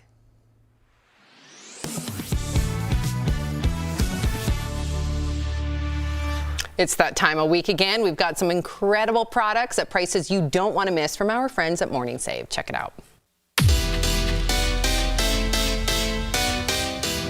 All right, Steph, what do you have for us? Hey, Tori, I have got some wonderful products and even better deals, and I can't wait to share them with you. So first up, we've got the Kivol Vigo Air HD3 Cool Mist Humidifier. So this deal includes one humidifier, and with this, you can humidify your home and soothe your dry skin. Brilliant. The best bit? It's super quiet and it has a runtime of 75 hours, so you don't have to worry about noise while you're sleeping or having to refill the machine, which is a big deal. Yeah. And thanks to its advanced ultrasonic technology, you won't need any expensive filters, so it's going to save you time and money. This is going to be pricey, I feel like. Well, normally it's $100. Yeah. But we've got it for only $29, saving everyone at home 71%. This is a must, guys, right by the bed. It will save you for winter. Great price. And you know what? Also, yes, it's very dry, but it does wonders for your skin. It really I'm a big believer. Now, Tori, this deal is all about your health and wellness. We've got the Vermi VG3 Round Sport Mode Smartwatch. Oh, wow. Check this out. So this deal will include one watch with one charger. And as we make our New Year's resolutions, a little accountability, well, it doesn't hurt. And this watch will alert you to calls, texts, notifications. It will track your activity, your steps, heart rate, and calories. It's all included. Wow. This is compatible with Android and iPhone. You just need to download the Vermi app. And normally it's $79. Yeah, that makes sense. Yeah, but guess what, Tori?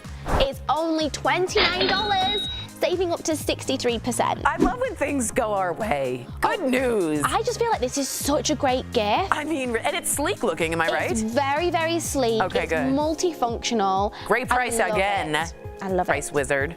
Now, Tori, you're going to love these little companions. It's a 2-pack of Pop Sonic LED compact mirrors. Oh, nice. So this deal comes with 2 mirrors, which I love. These are slightly oversized mirrors, so it gives you a really good view of yourself. I love that. It's small enough, though, that you can put it anywhere in like your handbag or briefcase or whatever you take to work with you. I love it. It is the perfect travel mirror. So they come with bright LED lights and have both regular and 5 times magnification, so you can get up close and personal with your skin. And normally these are as much as $60. Ooh. But right now they're only $15. Saving all of of us 75%. Guys, that's a gift to you. Enjoy. Go buy this. I love them, and they're so cute. That's great with the lights. I just really need that. And then last but certainly not least, we've got Me Smooth Professional at Home Face and Body Permanent Hair Reduction System. Ooh. So the deal includes one hair reduction system, and it features a really sleek, intuitive design that fits in the palm of your hand like this. And this system is FDA cleared and is clinically proven to permanently remove unwanted body and facial hair in just 6 weeks. Oh my gosh. So the hair removal is safe and effective. There's no pain, irritation, nicks or cuts, and it'll target your hair follicle to disable growth so you can avoid ingrowing hairs and razor burn. Oh, I need this. So normally it's as much as $299. Ooh. We've got it though for $149. Much better. I know, saving up to 60%. I like that this is in the privacy of your own home. Exactly. Oh, these are good. All right, head on over to morningsave.com. You guys know how to do this. You snag these amazing deals at the lowest prices. You can even visit morningsave.com just right on your smartphone. Thank you so much, Steph. We will be right back. Promotional consideration is brought to you by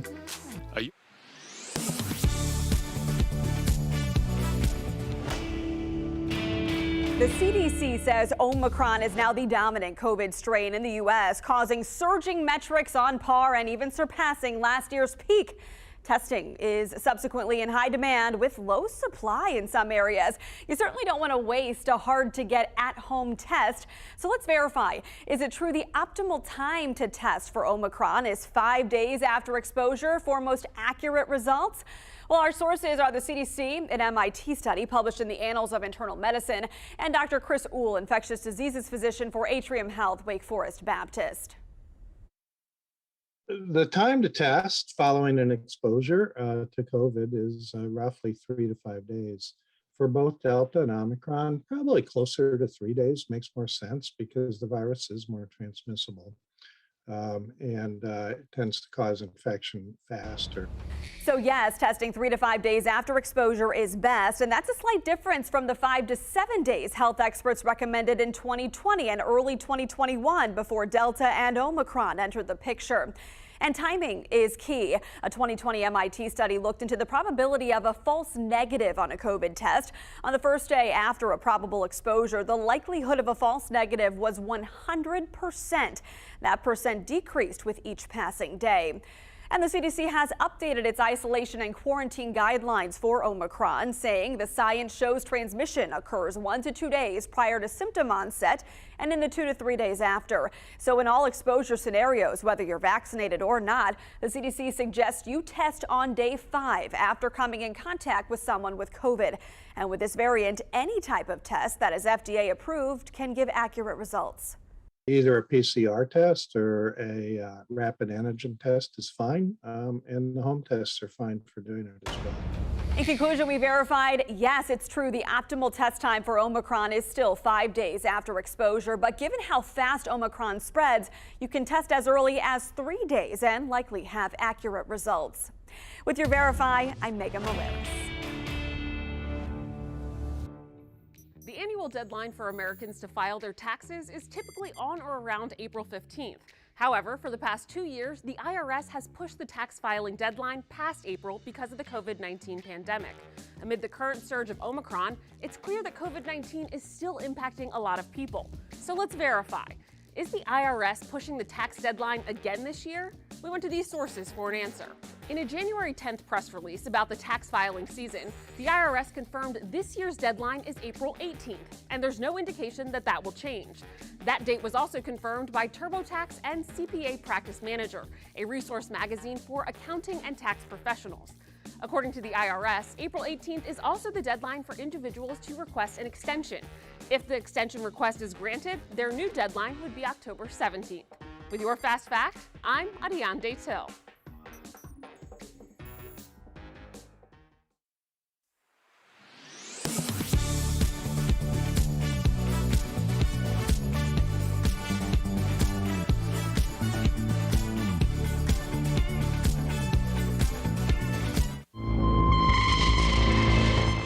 Tomorrow on DBL, are interview with Real Housewives star Dory Kemsley, how she's healing after a terrifying home invasion. Plus, her message for Andy Cohen. I'll give him when I see him again. That's tomorrow on DBL. So we tried to find that swimming video of Al sinking, but we don't have enough time in the show because it takes Al a long time to sink. And get back up. So you're saved, Al. DBL's new every day. We'll see you guys tomorrow, same time, same place. Bye, guys.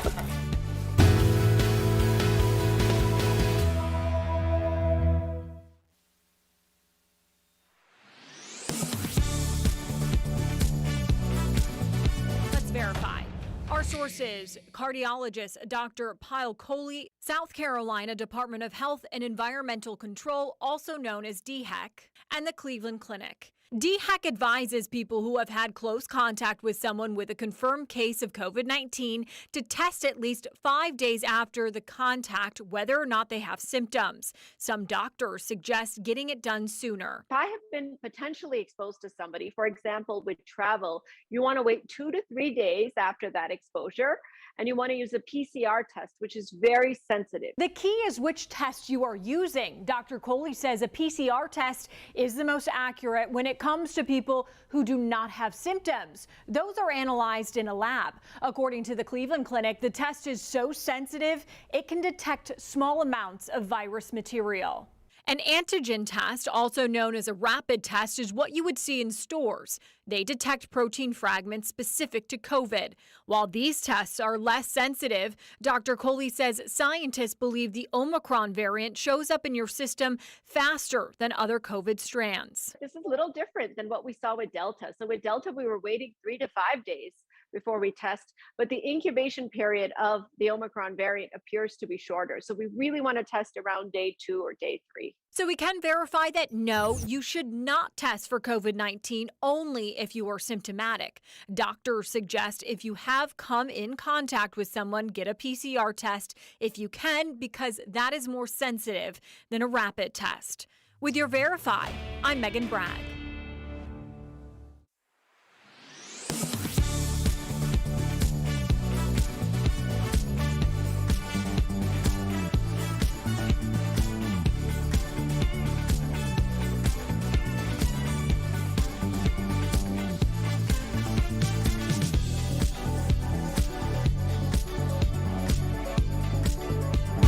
Here's what we're talking about today on Daily Blast Live. Should the unvaxxed be taxed? The controversial plan to create a surge in shots. A man's photo of his wife shoveling snow is sparking debate. Is it fair for chores to be based on gender? Making new friends at 40 and beyond. Why does it have to be so hard to meet people midlife? And thinking about sex while taking a snooze? The reason why racy dreams might be happening so often for you. Oh my gosh. Are you insane? This is a sham. No. Y'all, just stop. Finally here. Drum roll. Welcome to DBL. Jeff and Al joining us from home. Hello, hello. So we are going to kick things off with a very controversial topic, but what better to do it than our table, right? Okay. We always dive in, we always chat about it, and hopefully by the end of it, we can have some sort of, I guess sometimes we don't agree, and that's okay, right? So here's the topic that a lot of our viewers, that a lot of you are think is a hot button issue. Should the unvaccinated be taxed? They're already doing this in Quebec, imposing a health tax on unvaccinated Canadians. It's to cover the additional costs that the unvaccinated are putting on their healthcare system. So a little closer to home, Joy Reid is also calling for the unvaccinated to pay more. Take a listen to what she had to say. Let's talk about what other countries are doing, because at some point, I feel like people who are willfully unvaccinated, fine, don't get vaccinated, but they need to start to pay a little bit more of the cost of what this is doing to our system. So it's important to note, though, and I want all of our viewers to hear this, that there are exemptions being made for those who have medical reasons to not get vaccinated. So if that's you, we're not talking about you here. DBL Nation, gotta hear what you have to think. Should the unvaxxed be taxed? Go to dblvote.com to weigh in. And Okay, so let me start with you, Erica. What do you think about this? You just came back from Canada. Yes. I know it's hard to compare the two healthcare systems, but just in general, paying more. You know, yeah, I did want to say, because anytime you say tax, and of course Canada has universal health care, we don't have that in the US. So those are two different things. But I don't really see the issue with people who have opted not to be vaccinated being charged more. There's a precedence for this. You'll remember back in August, we talked about Delta Airlines charging additional $200 a month for any employee who decided not to become vaccinated. And the reason why that they quoted was that it costs each person who has a hospital stay due to COVID $50,000 more. So the idea that if you smoke and you check that box, you have a higher premium, it seems to be the same thing because you're at higher risk. Interesting. What do you think, Jeff? This is interesting. I think Erica points out a very great point that this is Canada, not the US. We have two different systems, so now we're just talking in general here. I think we have to be specific about that. But we're going down a slippery slope when you say let's tax people who don't want to do this for health reasons. I understand there's underlying conditions for other people, but are we going to start taxing people who choose to be obese that don't have an underlying condition because they are causing more problems in the hospital as they get older? Are we going to have a tax on the elderly because they're spending more time in the hospital? It's a slippery slope when we talk about taxing people. I understand cigarettes and alcohol are taxed more, and if you smoke, you got to pay more on your insurance. That makes sense, and this is going down that similar road. So I see reasons for both on this. Al? And Jeff, I think the reason you see reasons for both is because I think as human beings, we're taught to look at things from both perspectives. We're looking at things from, you know, an emotional perspective, like, is that right? Is that fair? And then we're looking at things from an economic perspective. And I look at I make this analogous to the plane seats. If somebody is obese and they buy one plane seat, but they are using up more resources, meaning that they are imposing on somebody else's seat, the question has always been, should they pay for a second seat? That's an issue for another time. I'm just saying, when somebody's using up more resources than the funds that they have put forth have allotted, we are at least allowed to question and play around with the idea of charging you more. If you go to a restaurant and you order a very specific fancy meal that takes the chef that's making a lot of meals away from his job to work on just your meal, you should be charged more. Well, let's talk about some of the statistics, though, because for me, the statistics help put things into what direction we should go as a nation. So as far as in Quebec, 50% of the ICU beds taken are unvaxxed. As far as here in America, if you look back in July, 90% of COVID patients were unvaxxed, and those were the ones taking up all the ICU beds. We heard a number of stories of people saying, my dad had a heart attack. He couldn't go into the ICU because there was no beds for him. I have someone else that I know that had lymphoma. They weren't able to use a ventilator because the ventilators were taken up at a Boston University hospital. So it does become personal if it's one of your family members who aren't able to get a hospital bed because they are taken up by a preventable, at this point COVID is preventable, not by contracting it, because we all know that there's breakthrough cases with the vaccinated, but it is preventable when it comes to death and severe ICU illness. And then more recently, other sources have dropped that number to 70%. I think something that we're not talking about is healthcare workers. My brother-in-law, not Eric, who lost his life to COVID, but my other brother-in-law, JP, is an ICU nurse. He's done. He's over it. So are all his colleagues. For so many months, they were held up on a pedestal as frontline workers. Good for them, yay. And then all of a sudden, they're being questioned by their patients. Why are you giving me this? Not giving me this. Why can't you give me ivermectin? Blah, blah, blah, blah, blah. These are our healthcare workers who have studied along with their doctors, who know everything about COVID, have seen deaths, have had to call loved ones, and all of a sudden they're the enemy. And they are at their wits' end. So something has to turn this tide in Quebec. This is working. They've seen a big increase in, I'm not trying to go on a big monologue, I apologize, but I just want to give you guys the facts. In Quebec, they've seen an increase in their citizens getting that first shot since they've been taxed. So maybe hitting people at the wallet is the right thing to do. Well, the other thing is, you said 90% of people in Quebec were vaccinated. But also, like, some things that people aren't considering is, like, you know, I have family in Canada. We were very in a privileged position being in the US because we had access to the vaccine far before my family in Canada had access to it. And when they did have access, they had originally AstraZeneca. So now they're doing other things in order to boost and make sure that they are fully vaccinated. It was the access. And remember back in the day, a year ago, when everyone was like hoping to get access to this and people were clamoring, and now all of a sudden people don't want to do it and they're rejecting the vaccine, and the vaccine is so plentiful in this country. Right. There are other countries where the vaccine is non-existent. Yep. So when we're having this conversation, I just always want to remind people, and I'm not one, I know that some people feel differently. I am not one to be like, you need to do this. You should do this. Because I know that if I say that for someone who has their reasons for not getting vaccinated, that's only solidifying their stance on it. But I will say this, why are we hoarding vaccines from the rest of the world? I mean, why are we doing that? That's like literally being in front of starving people and being like, I'm going to eat all of this food and then I'm going to throw the rest of it away because it's my food and it's up to me if I'm going to eat it or I'm going to let it rot, although you're starving. That's the thing that blows my mind. Like, if people have made their decisions, okay, they've made their decisions. Why don't we make these vaccines accessible to other countries who are really asking for them, who really need them? That's a great point. Jeff, I heard your kids trying to chime in. They want to get in on the conversation too.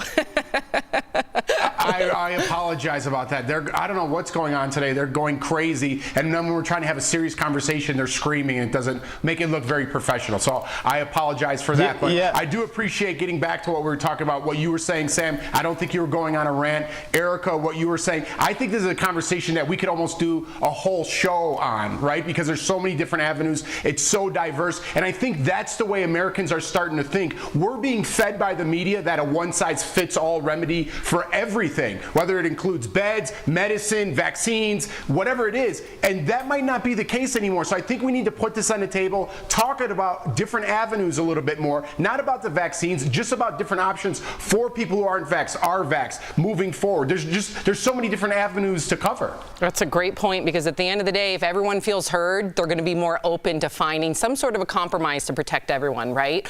So I love that, Jeff. And don't think it's unprofessional. It's real that your kids are noisy in the background. That's a working dad for you. Everyone in our audience is dealing with that. So yes, it's very real. Exactly. Well, I'm so appreciative that we can have these conversations on the show. Coming up on DBL, is it nearly impossible to make friends as you get older? We're going to discuss the common midlife problem people run into, plus the most common dreams people have. Do yours match the list? And a photo that, of course, is dividing the internet. Why a man posting about his wife shoveling snow isn't going over well with everyone. Stay tuned. Closed captioning provided by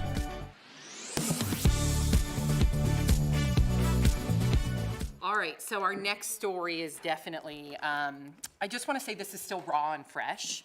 So without giving away too much, just know that the next 2 blocks, and in TV talk, it's like one segment, then a commercial comes, and then another segment is going to be about this infertility mix-up. And even by saying that, it sounds disrespectful, because a mix-up, how do you somehow make that synonymous with a family that's reeling?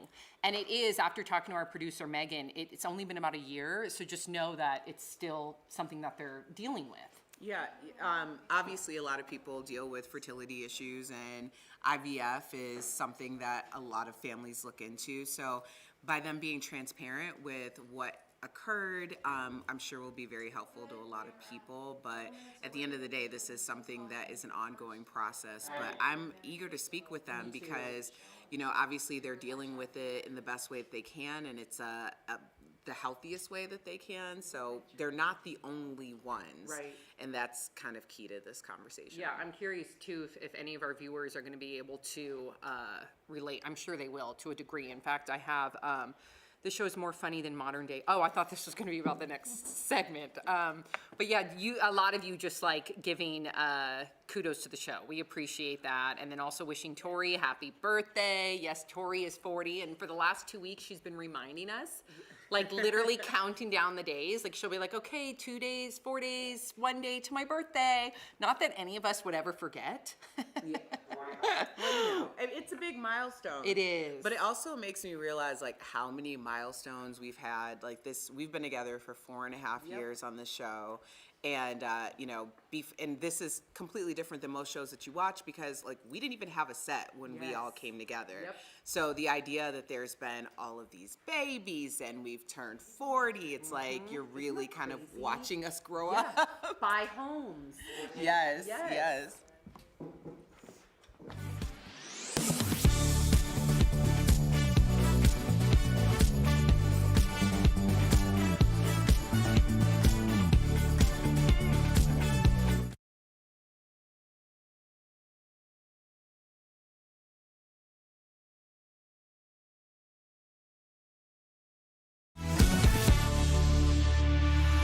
We were so into it, we forgot to reveal the final vote. So let's look at what you all had to say. There's the poll. It's actually, it says 50-50 here, but I believe it was actually 55% were for it, 45% were not for it. So thank you for that. All right, now let's get to what we were going to talk about.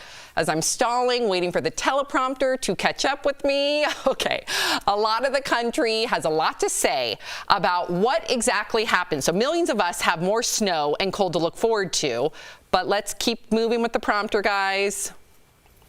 We got to move towards the story. Okay, having some technical difficulties. Okay, so I want you guys to check out this Instagram post that's gone viral. A Canadian man posted this photo showing his wife shoveling their driveway, okay?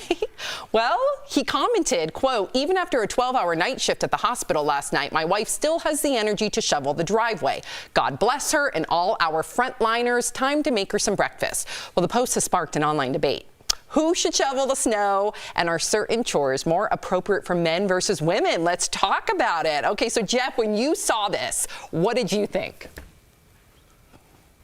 Listen, my wife gets out there and she shovels the snow just like me. I don't want her to, but when there's a bad storm, the community's got to come together. My neighbor and his wife are out there. My neighbor and his wife are out there on this side. The community's got to come together. I think these like quote unquote man jobs, women jobs, I don't know if they exist so much anymore. I'm the chef in our house. I like to cook. I call myself a chef, not a housewife. It's like these terms are antiquated. I think if you could pitch in, but I don't want my wife lifting heavy things or being outside shoveling the snow or mowing the lawn. I take pride in that's a man's job, even though I just called it antiquated. It's just how our house goes. Yeah, Jeff, I think you hit it right on the head. I'm sorry to jump in, but I completely agree. There are antiquated roles, but my girl knows I do not want her taking the trash out because it's in an alley and you don't know who might be back there. She is quick to shovel snow. She doesn't mind using her physicality for anything, but I do like to step in there when I can because I know that she works hard. This picture, however, I think it's really bad optics, and I wanted to get you guys' opinion. Not that it's a woman shoveling snow, but the 12-hour shift. Come on, bro. Not a good look. Erica. Come on, man. Well, I don't think that there are gender chores. But that being said, if I'm at home and it's snow on the ground and my husband's at home, no, I'm not picking up that shovel. I'm not picking up that shovel. And I know that Al walks it like he talks it, because just yesterday we both had dry cleaning to take out. So we're leaving the studio and I was holding my dry cleaning and like a coffee or something else, and Al like stops me down and takes everything out of my hands, and I'm like, what are you doing? And he's like, why are you carrying all this stuff? And I'm like, Al, I can carry my own stuff. And he's like, if Marcella, my grandmother, saw me walking next to you and you were carrying all this stuff, she'd be rolling in her grave. And like, I think that there's a sense of, if you are more able, because I was struggling, so I do appreciate you, Al.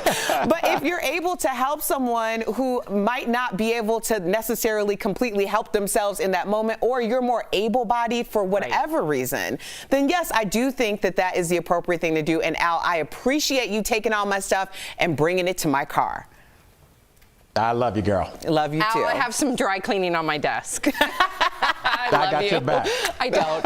Coming up on DBL, making friends later in life. Why does it get harder and harder to meet people as you get older? We're going to talk about that coming up next.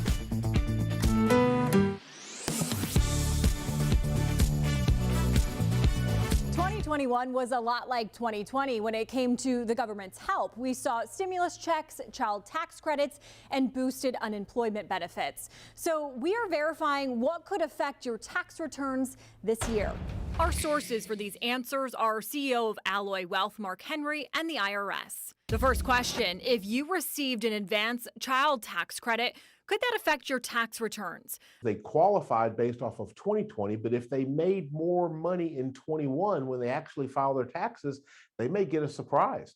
They may actually owe money back to the IRS because they received that tax credit but got a raise. According to the IRS, in 2021, the American Rescue Plan increased the child tax credit for families who qualified. However, Henry says if you received more money in 2021 than the IRS was estimating you would make, then you might have to pay some of it back. Next, if you worked from home, can you claim that as a home office? According to the IRS, unless you are self-employed, you cannot write off home office expenses as deductions. Unless you're self-employed, you cannot do that. And finally, will the new tax brackets released by the IRS affect your taxes? According to the IRS, income tax brackets and the standard deduction have been adjusted to reflect inflation. The actual tax brackets themselves, this is a good thing, they went up a little bit. So they went up anywhere from 1% to 3%. So depending upon your deductions, how much you end up taking out of your check, some people, that, let's say you didn't get a raise and you're going to make the same income as you made last year, you may not have to take out quite as much during the year. According to the IRS, this went into effect for 2022, so you won't see this on your tax returns this year. You'll see it affect the taxes you file in 2023. With your Verify, I'm Megan Bragg.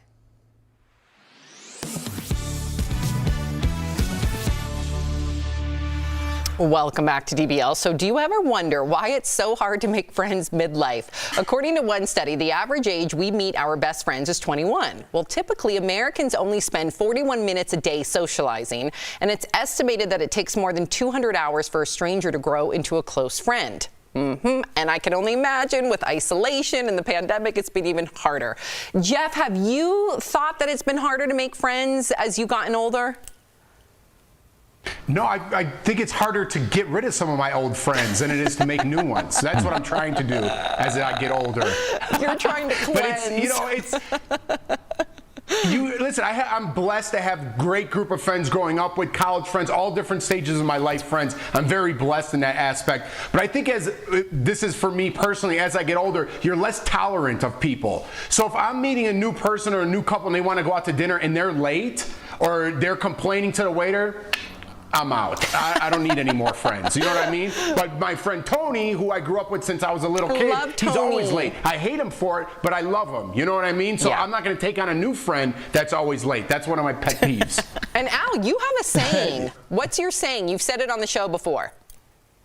No new friends. And it sounds very harsh, but I think a lot of people in the studio have adapted it, and it sounds harsh, but honestly, if you think about it, you should and can be friendly and courteous to everybody that you encounter. But I use the friend word very, very, very, I rarely use it because when I call you a friend, it's a different level of trust between us. So I want to be friendly with a lot of people, but not friends with many. So it's a tough thing, but it's hard to meet people, Erica, when you're older because I don't know, you don't want to be weird, you know? Isn't that, like, you don't want to be like, hi, I'm the guy from the mall. Do you want to hang out? And you're like, what? No, it's weird.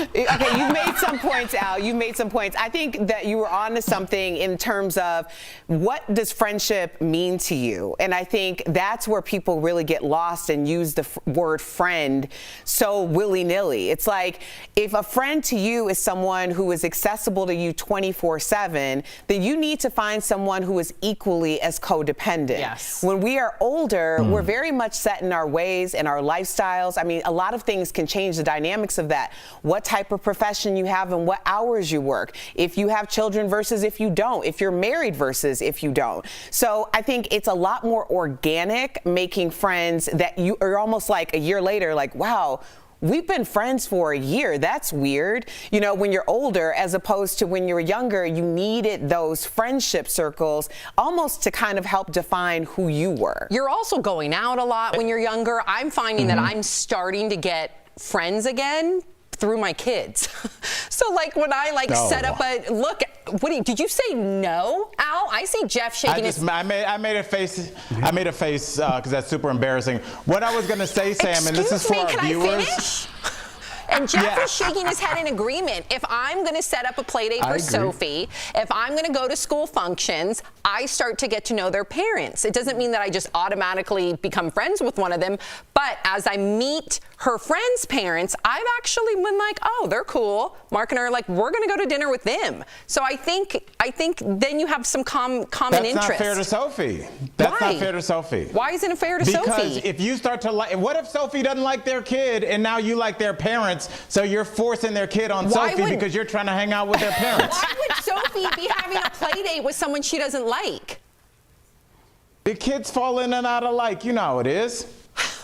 I think Sam's point is well spoken. You decided to move to the same neighborhood. You put your kids in the same school. I think there's some commonality there. That makes sense. And our friends and our kids are friends. We live in the same neighborhood. Yes, we're like blood brothers. We're a transient city. That's not really commonality. Okay. Probably 1 million people live in this county. All right, Albert. I'm going to call you Albert. Coming up on DBL, the Screen Actors Guild nominees are in. Find out which star got a nod after being on screen for only 7 minutes. What? Promotional consideration is brought to you by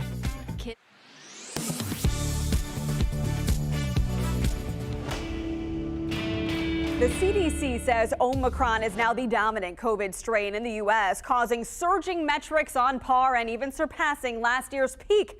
Testing is subsequently in high demand with low supply in some areas.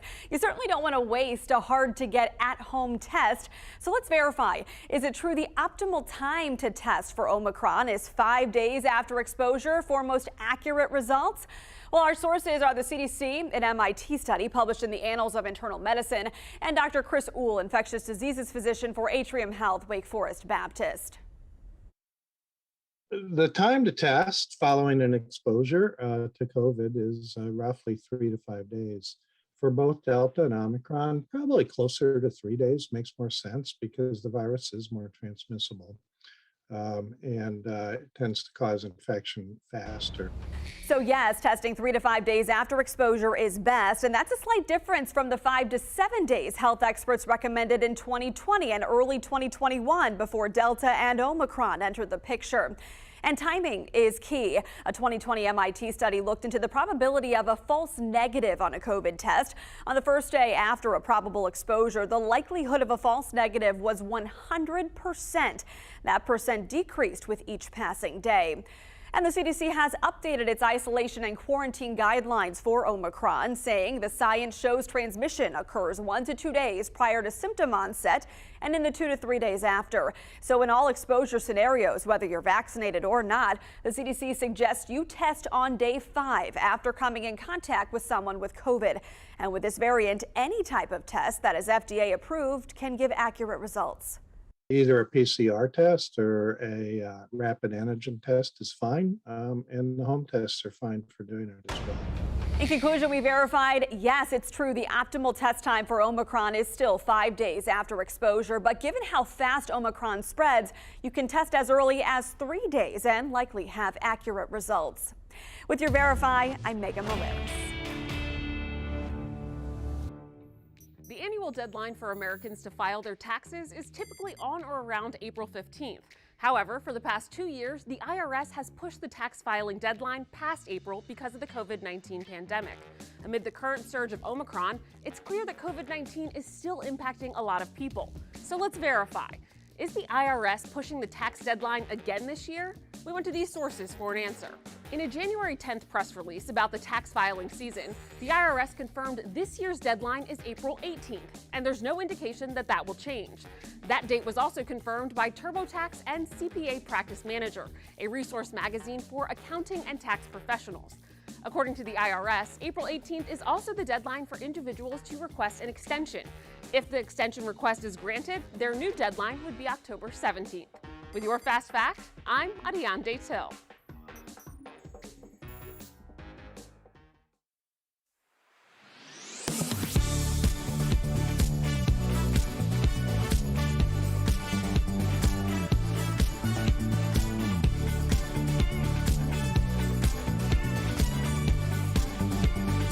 Today, we want to honor 60s music icon Ronnie Spector, who has died at the age of 78. Her family said she passed yesterday after a brief battle with cancer. And of course, she rose to fame with her group, the Ronettes, under the guidance of music producer Phil Spector, who Ronnie later married. The group became wildly popular in the UK and opened for the Beatles in 1966. She launched a solo career and had a hit with the Eddie Money song, Take Me Home Tonight, in 1986. Ronnie kept performing into her 70s. May she rest in peace.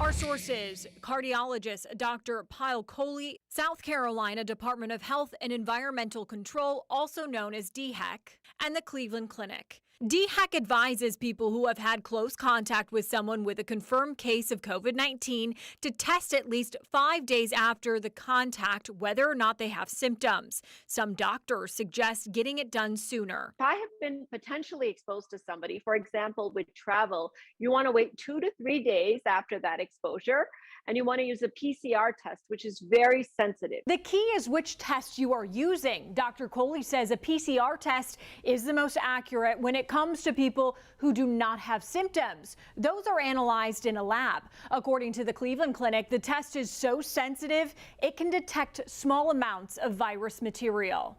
An antigen test, also known as a rapid test, is what you would see in stores. They detect protein fragments specific to COVID. While these tests are less sensitive, Dr. Coley says scientists believe the Omicron variant shows up in your system faster than other COVID strands. This is a little different than what we saw with Delta. So with Delta, we were waiting 3 to 5 days before we test, but the incubation period of the Omicron variant appears to be shorter. So we really want to test around day 2 or day 3. So we can verify that no, you should not test for COVID-19 only if you are symptomatic. Doctors suggest if you have come in contact with someone, get a PCR test if you can, because that is more sensitive than a rapid test. With your Verify, I'm Megan Bragg.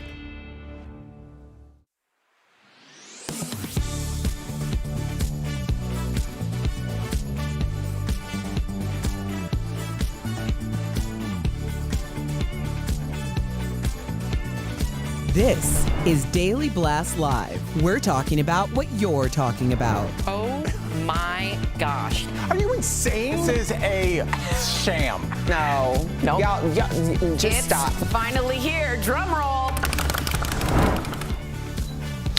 Welcome to DBL. Jeff and Al joining us from home. All right, so we're going to begin with a big celebrity engagement and then also a breakup, a really tough breakup to hear. First, Machine Gun Kelly got down on one knee and proposed to Megan Fox. She posted the video on Instagram, ending her post saying, quote, said yes, then we drink each other's blood.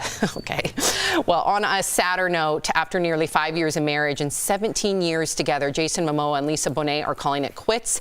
They released a joint statement saying they announced the split so they can go about their lives with dignity and honesty. They added that the love between them carries on and they remain devoted to their children. Erica, I saw you shaking your head while I was reading that. Yeah, I mean, I heard the news and I was like really bummed about it. And then I remember like, I don't know these people, but it really tells you like when you're bummed about someone's breakup, like the type of energy that they exude, and not only as a couple, but as individuals. So, you know, it seems very amicable and hopefully it remains that way. And I just think it's sad anytime love is lost in that way. Me too. And I do, full disclosure, personally know this couple. And I've not talked, also full disclosure, I've not talked to Jason in a few years, but when I did see him and Lisa, she goes by Lilikoi, but Lisa together, they had so much love and appreciation for them. Neither of them have egos. They always involved Lisa's ex, Lenny Kravitz. So if this is the couple to have the wherewithal to cohabitate, to have a blended family, this is the couple to do it successfully. So I can only imagine that they're going to make sure that their 2 children are taken care of and that they're going to go off on their separate ways with love and compassion if we could all learn from them. Because I can guarantee you they're going to do it right. What are you thinking, Jeff? Well, full disclosure, me and Machine Gun Kelly grew up, and last week we were doing shots of each other's blood. So I just want to put that out there. You drink blood too? What is that all about? You kind of just breezed over that part that we got right into Jason Momoa. I feel bad about that. It's weird how I've mentioned it on the show many times. I just don't want to lead with that because this is a sensitive issue. I knew Jason before he became really, really big. At the time, he was on a Hawaii show. I think it was Baywatch Hawaii, and then he did some sci-fi show. And then, long story short, I have talked about it on the show, and I didn't even want to bring it up, but because I want to just give them credit. You know, this is an uncomfortable situation talking about 2 people that I do know splitting up. So I'm doing the best I can sitting here just trying to give them credit without talking about it too much, if that makes sense. It's weird for me. Yeah, and I was trying to make a joke and lighten the whole thing up. I wasn't like trying to question that at all. I was just saying it's weird how people put so much investment in their own lives into like celebrity or other couples' relationships, whether they make it or not. We talk so much on this show about other people's relationships and how let down people are personally in their personal life, like if it doesn't work or they did someone dirty. It's a weird connection, celebrity to person, right? No, you're right. It's Al, you feel like you know them, right? Even if you don't personally know them, you feel like they're your best friend in your head, as Wendy Williams always says. Absolutely. And you know, whether they're a couple or an individual, we all see somebody in our life that we'd like to emulate.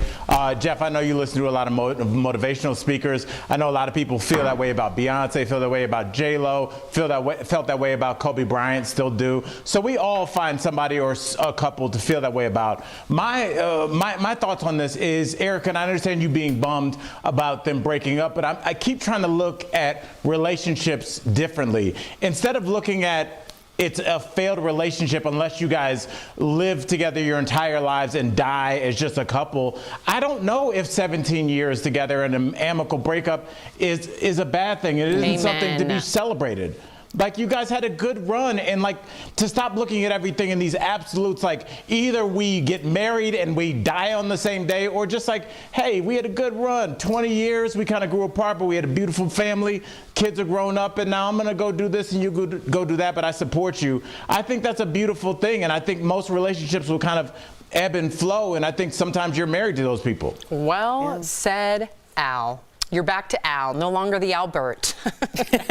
Yay! On the celebrity dating front, Kanye West and his ex, Kim Kardashian, were spotted on 2 very different dates with their new flames. So first, let's start with Kanye, okay? So Kanye West was seen getting cozy with his new lady, Julia Fox, in LA, along with Floyd Mayweather and Madonna. Yeah. They also posed for this group shot with the Material Girl and former boxing pro. Meanwhile, Kim and Pete Davidson had a much more low-key date. They were seen grabbing pizza in LA and later got some ice cream at a Rite Aid. Okay, Jeff, what do you think about these 2 very different, almost like dueling dates? Look, I gotta tell you, this might not seem like a lot to talk about celebrity investments and relationships. Look at me. But I think that Kim is on the right track here. I think enjoying each other's company, right, is over a pizza and just ice cream at Rite Aid, you can impress anybody with your celebrity friends, popping bottles at a nightclub, showing them the high life. Anybody's impressed with that. But how impressive can you be over a slice of pizza and ice cream? Now you got to enjoy each other's company. So Kim and Pete, I feel like, are headed in the right direction. Oh, Jeff, it's Keat. Oh, is that their celebrity couple name? It's Keat. I will not be using that term ever. And Jeff, that's why I love you, because you refuse to. Jeff, what you said makes so much sense, because as I was thinking about the examples you used, you said nightclub and all that kind of stuff, and now just pizza and ice cream. If you think about those two settings, they're both very different. A nightclub is loud with a lot of distractions, and so like if you're not having a great time with that person, you know, you can talk to other people, mingle if you want, but a slice of pizza, ice cream, it's quiet. That means that you want to hear what this person has to say. This means that you don't want to be distracted by anybody else. You only want to focus on this person. So I think you're exactly right, Jeff. I think the slice of pizza is 1,000% more important than being seen coming out of a nightclub with somebody, because that could be anybody, but you don't just have pizza, you don't just have ice cream or Rite Aid with anybody. Okay, you can prioritize the importance of both of those things all you want, but the truth is you need a little of both. Because if you're always out for pizza, that's gonna get boring. If you're always out at the nightclub popping bottles, that's gonna get boring. So there has to be like a hybrid. And I think, you know, Kim Kardashian has everything. Popping bottles, eating pizza?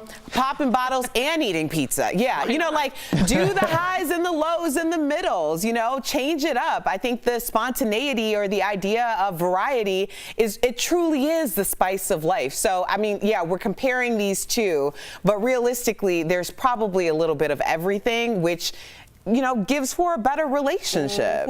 Yep. Okay, so we're going to talk about being too organized. Some people have been posting videos on TikTok of their impressively organized fridge. I live for stuff like this, where everything has its own drawer and all the produce is neatly separated into different compartments. Shows like The Home Edit also post organization hacks and show off neat closets with everything in its place. But is this level of organization even realistic? Jeff, remember when I showed you my picture of my pantry? Goals, Sam, goals. It's on my vision board. Is it? You're very organized, kind of like this. I like to think of myself as organized, and sometimes I'm like, maybe I'm too organized, but then when I see Sam's pantry or these pantries and closets, I'm not nearly as organized as I think I am. Well, you know who got me into it was Erica. This was about 1.5 years ago. Erica told me that she was, I don't know what you read or what you were watching, but she said, take everything in your closet and throw it out. And then start to piece together how you want it organized. Oh, and the I've Home been doing Edit. that. Okay, I've been doing that because of you, and it's so freeing. I know where everything is. Girl, I'm glad you're doing it, because I fell off the Home Edit train. I sure did. Like right now, I was getting like anxiety just looking at that. Like, I really need to get back there, because I mean, my life was like working like a well-oiled machine when I was organized. But you know, sometimes you fall off, and I fell off. Al, what do you think about this? It helps me. It's very cathartic for me. I just want to say before I even make a statement that, Sam, this is why people tune into DBL. It's for pantry talk. For myself, please let them talk about pantries. No, I love that my girl is incredibly organized. And at first I was like, this is a little excessive, but you know what?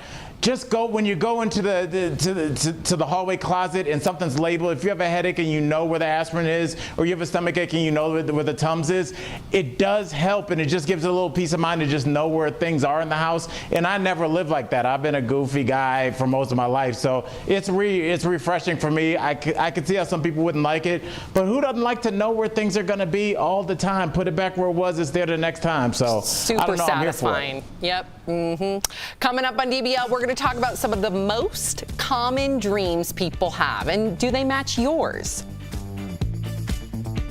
Closed captioning provided by Hi. So I got to give Erica credit, because I've never seen the Home Edit. Yeah.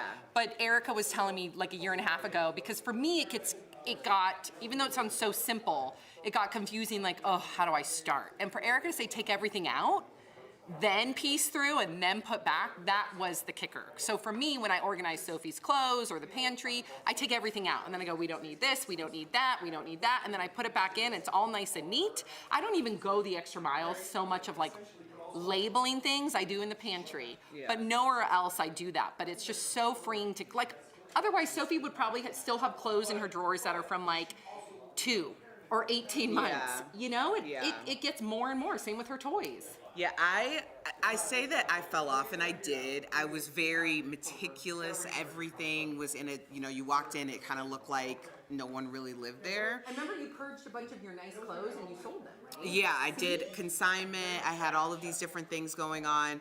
And then, you know what really got me, and I don't know if other people are experiencing this, but I was so organized, especially like leading up to the pandemic and then during lockdown, but everything opened so rapidly for me that it completely caught me off guard. So I found myself running around like crazy, like throwing things places and then not having the time to actually get things organized. There was so much going on. And I know that like gradually we kind of shut down, but then when we opened, it was like we outside. So now I'm coming back to like organizing things. And my husband, Anthony, has really gotten involved. Like the pantry is immaculate. But my closet, Lord, somebody send some help. Although my girlfriend Shauna came over and helped me like a month or so ago, and that did help.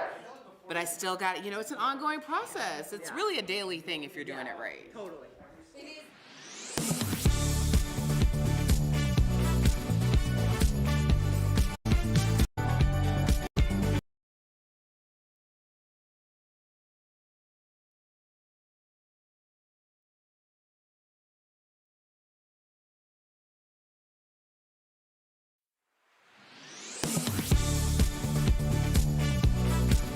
So I got to give Erica credit because I've never seen the home edit. Yeah. But Erica was telling me like a year and a half ago. Welcome back to DBL. Are you someone who remembers their dreams? I feel like Erica is. Well, according to a survey conducted by Census Wide, the 3 most common dreams in the U.S. are about falling, being chased, and sex. Turns out dreams about sex are the most common in the cities that get the least amount of sleep. Interesting. So people in Phoenix, Arizona are dreaming about sex, falling, and flying. Sleepers in Washington, D.C. dream mostly about their partner's infidelity. Uh-oh. And apparently people in Los Angeles seem to only be dreaming about sex. Jeff, are you one? I know you write things down. Are you one to record your dreams? No, and you know what? I have a hard time remembering my dreams too, unless I immediately wake up and somebody like asks me what I was dreaming about. Otherwise, I forget them. But I do have reoccurring dreams that I do remember of always not being prepared or forgetting something. And I know we had dream analysis experts on the show, but it's weird how I always go back to I'm not prepared enough. And I don't know if that's a reflection of my life. I'm sure it is somehow, but those are the ones I remember. Al, do you remember your dreams? And if you do, what's like a common theme? Yeah, I mean, mine are all about sex, and I get up and I write them down immediately. It's called the Red Shoe Diaries. It's right next to my bed. No, I usually dream, and Jeff, I don't know if this is like from an entertainment perspective, I have the unprepared dream too, and mine would be I kept having this dream for a couple years in a row where I would be like on a Tonight Show kind of show doing stand-up, and you know they call your name and I couldn't find the crease in the curtain to walk out. Whoa. And so I could hear them calling my name, but I couldn't find which side to go out or go out the middle, and I never could find it. So that was like my weird panic entertainment dream. Yeah, that's anxiety. We gotta unpack that, Al. Right. Like I've had that one like at least 10 times, Erica. Yeah, we got to unpack that. There's something there. Erica, you remember your dreams. A lot of times I do. I'll write down certain things. If I wake up and I'm like, oh, that was a message, that's something I need to keep with me, I'll write it down. A message, you guys? Do you see the difference between Erica and us? Have any one of you ever woken up going, that's a sign, that's a message, and you write it down? I wake up, I'm like, oh my God, thank God that wasn't real. I want to. I want to get messages. No, there's just certain things I feel like you kind of tap into in your, subconscious. And I also believe that, I've been very honest with the idea that I believe that there are messages coming from like whatever you believe in, angels, spirits, gods, deities, whatever you believe in. And I think that when you're sleeping, you're in the most open mindset to receive a lot of those things. So yeah, I've written a lot of things down, and also it's crazy when it comes to fruition. I think that's beautiful, but Al, sex dreams are the most common. I want to know if you guys have sex dreams.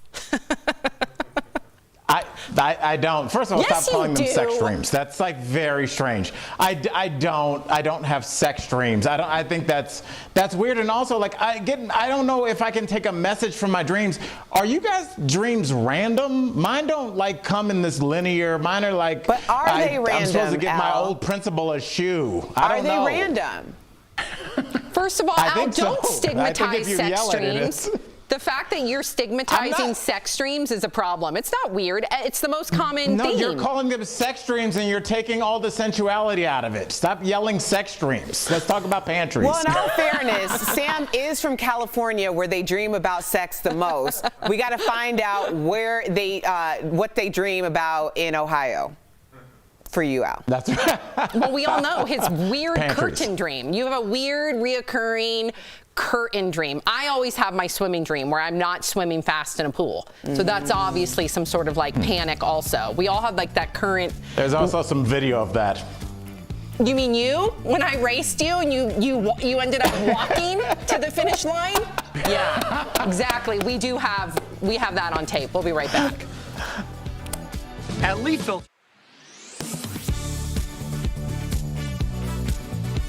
2021 was a lot like 2020 when it came to the government's help. We saw stimulus checks, child tax credits, and boosted unemployment benefits. So we are verifying what could affect your tax returns this year.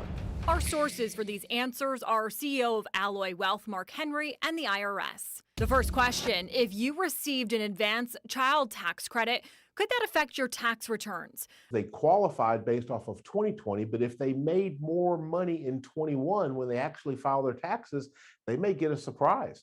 They may actually owe money back to the IRS because they received that tax credit but got a raise. According to the IRS, in 2021, the American Rescue Plan increased the child tax credit for families who qualified. However, Henry says if you received more money in 2021 than the IRS was estimating you would make, then you might have to pay some of it back. Next, if you worked from home, can you claim that as a home office? According to the IRS, unless you are self-employed, you cannot write off home office expenses as deductions.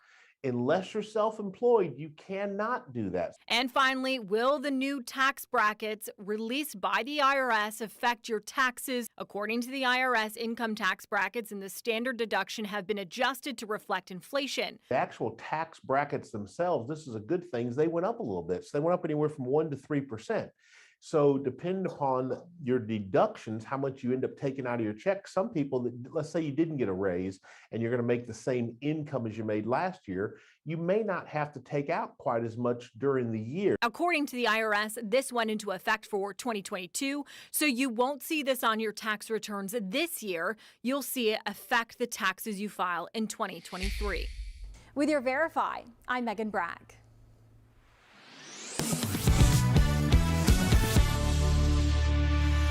It's that time of week again. We've got some incredible products at prices you don't want to miss from our friends at Morning Save. Check it out. All right, Steph, what do you have for us? Hey, Tori, I have got some wonderful products and even better deals, and I can't wait to share them with you. So first up, we've got the Kaival Vigo Air HD3 Cool Mist Humidifier. So this deal includes one humidifier, and with this, you can humidify your home and soothe your dry skin. Brilliant. The best bit? It's super quiet and it has a runtime of 75 hours, so you don't have to worry about noise while you're sleeping or having to refill the machine, which is a big deal. Yeah. And thanks to its advanced ultrasonic technology, you won't need any expensive filters, so it's going to save you time and money. This is going to be pricey, I feel like. Well, normally it's $100. Yeah. But we've got it for only $29, saving everyone at home 71%. This is a must, guys, right by the bed. It will save you for winter. Great price. And you know what? Also, yes, it's very dry, but it does wonders for your skin. It really I'm a big believer. Now, Tori, this deal is all about your health and wellness. we've got the Vermi VG3 Round Sport Mode Smartwatch. Oh, wow. Check this out. So this deal will include one watch with one charger.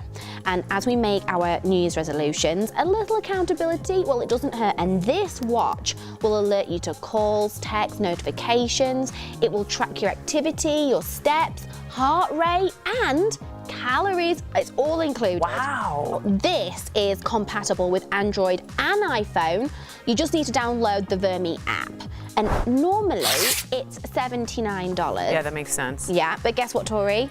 It's only $29, saving up to 63%. I love when things go our way. Good news. I just feel like this is such a great gift. I mean, and it's sleek looking, am I right? It's very, very sleek. Okay, it's good. multifunctional. Great price again.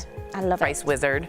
Now, Tori, you're going to love these little companions. It's a 2-pack of Pop Sonic LED compact mirrors. Oh, nice. So this deal comes with 2 mirrors, which I love. These are slightly oversized mirrors, so it gives you a really good view of yourself. I love that. It's small enough, though, that you can put it anywhere in like your handbag or briefcase or whatever you take to work with you. I love it. It is the perfect travel mirror. So they come with bright LED lights and have both regular and 5 times magnification, so you can get up close and personal with your skin. And normally these are as much as $60. Ooh. But right now they're only $15. Saving all of us 75%. Guys, that's a gift to you. Enjoy. Go buy this. I love them, and they're so cute. That's great with the lights. I just really need that. And then last but certainly not least, we've got Me Smooth Professional at Home Face and Body Permanent Hair Reduction System. Ooh. So the deal includes 1 hair reduction system, and it features a really sleek, intuitive design that fits in the palm of your hand like this. And this system is FDA cleared and is clinically proven to permanently remove unwanted body and facial hair in just 6 weeks. Oh my gosh. So the hair removal is safe and effective. There's no pain, irritation, nicks or cuts, and it'll target your hair follicle to disable growth so you can avoid ingrowing hairs and razor burn. Oh, I need this. So normally it's as much as $299. Ooh. We've got it though for $149. Much better. I know, saving up to 60%. I like that this is in the privacy of your own home. Exactly. Oh, these are good. All right, head on over to morningsave.com. You guys know how to do this. You snag these amazing deals at the lowest prices. You can even visit morningsave.com just right on your smartphone. Thank you so much, Steph. We will be right back. Promotional consideration is brought to you by... Are you?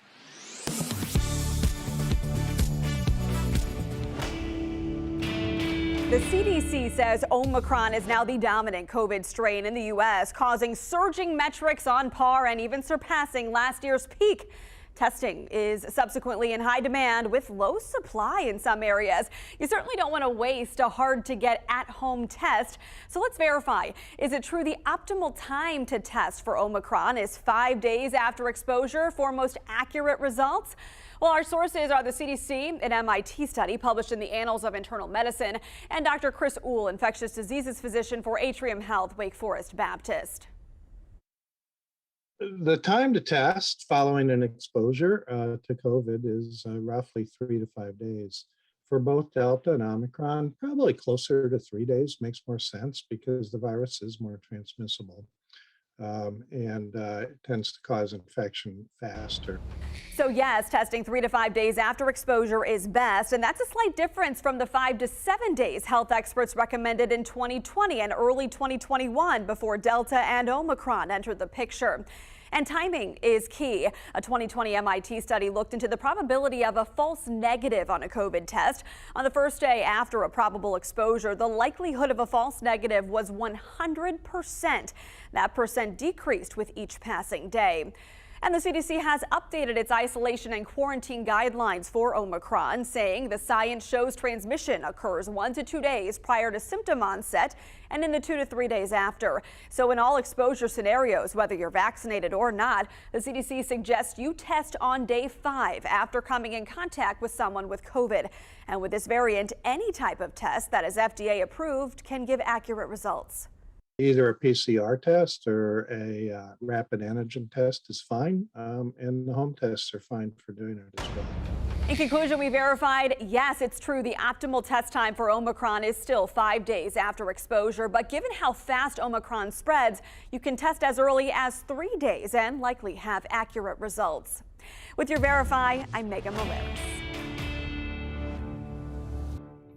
The annual deadline for Americans to file their taxes is typically on or around April 15th. However, for the past 2 years, the IRS has pushed the tax filing deadline past April because of the COVID-19 pandemic. Amid the current surge of Omicron, it's clear that COVID-19 is still impacting a lot of people.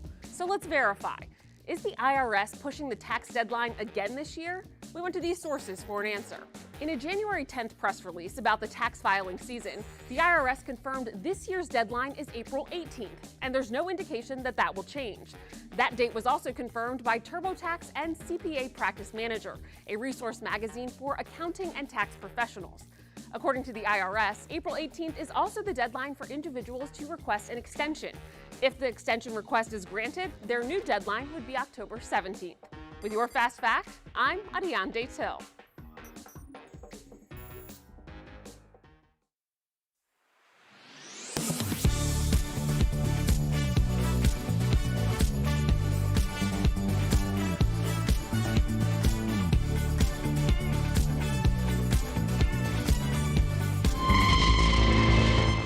Tomorrow on DBL, our interview with Real Housewives star Dory Kemsley, how she's healing after a terrifying home invasion.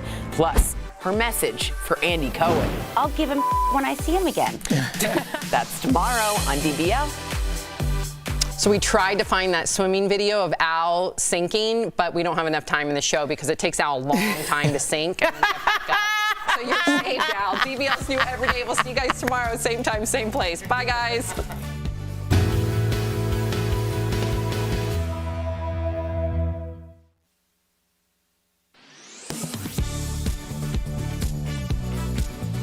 Let's verify. Our sources: cardiologist Dr. Pyle Coley, South Carolina Department of Health and Environmental Control, also known as DHEC, and the Cleveland Clinic. DHEC advises people who have had close contact with someone with a confirmed case of COVID-19 to test at least 5 days after the contact whether or not they have symptoms. Some doctors suggest getting it done sooner. If I have been potentially exposed to somebody, for example, with travel, you want to wait 2 to 3 days after that exposure, and you want to use a PCR test, which is very sensitive. The key is which test you are using. Dr. Coley says a PCR test is the most accurate when it comes to people who do not have symptoms. Those are analyzed in a lab. According to the Cleveland Clinic, the test is so sensitive, it can detect small amounts of virus material. An antigen test, also known as a rapid test, is what you would see in stores. They detect protein fragments specific to COVID. While these tests are less sensitive, Dr. Coley says scientists believe the Omicron variant shows up in your system faster than other COVID strands. This is a little different than what we saw with Delta. So with Delta, we were waiting 3 to 5 days before we test, but the incubation period of the Omicron variant appears to be shorter. So we really want to test around day 2 or day 3. So we can verify that no, you should not test for COVID-19 only if you are symptomatic. Doctors suggest if you have come in contact with someone, get a PCR test if you can, because that is more sensitive than a rapid test. With your Verify, I'm Megan Bragg.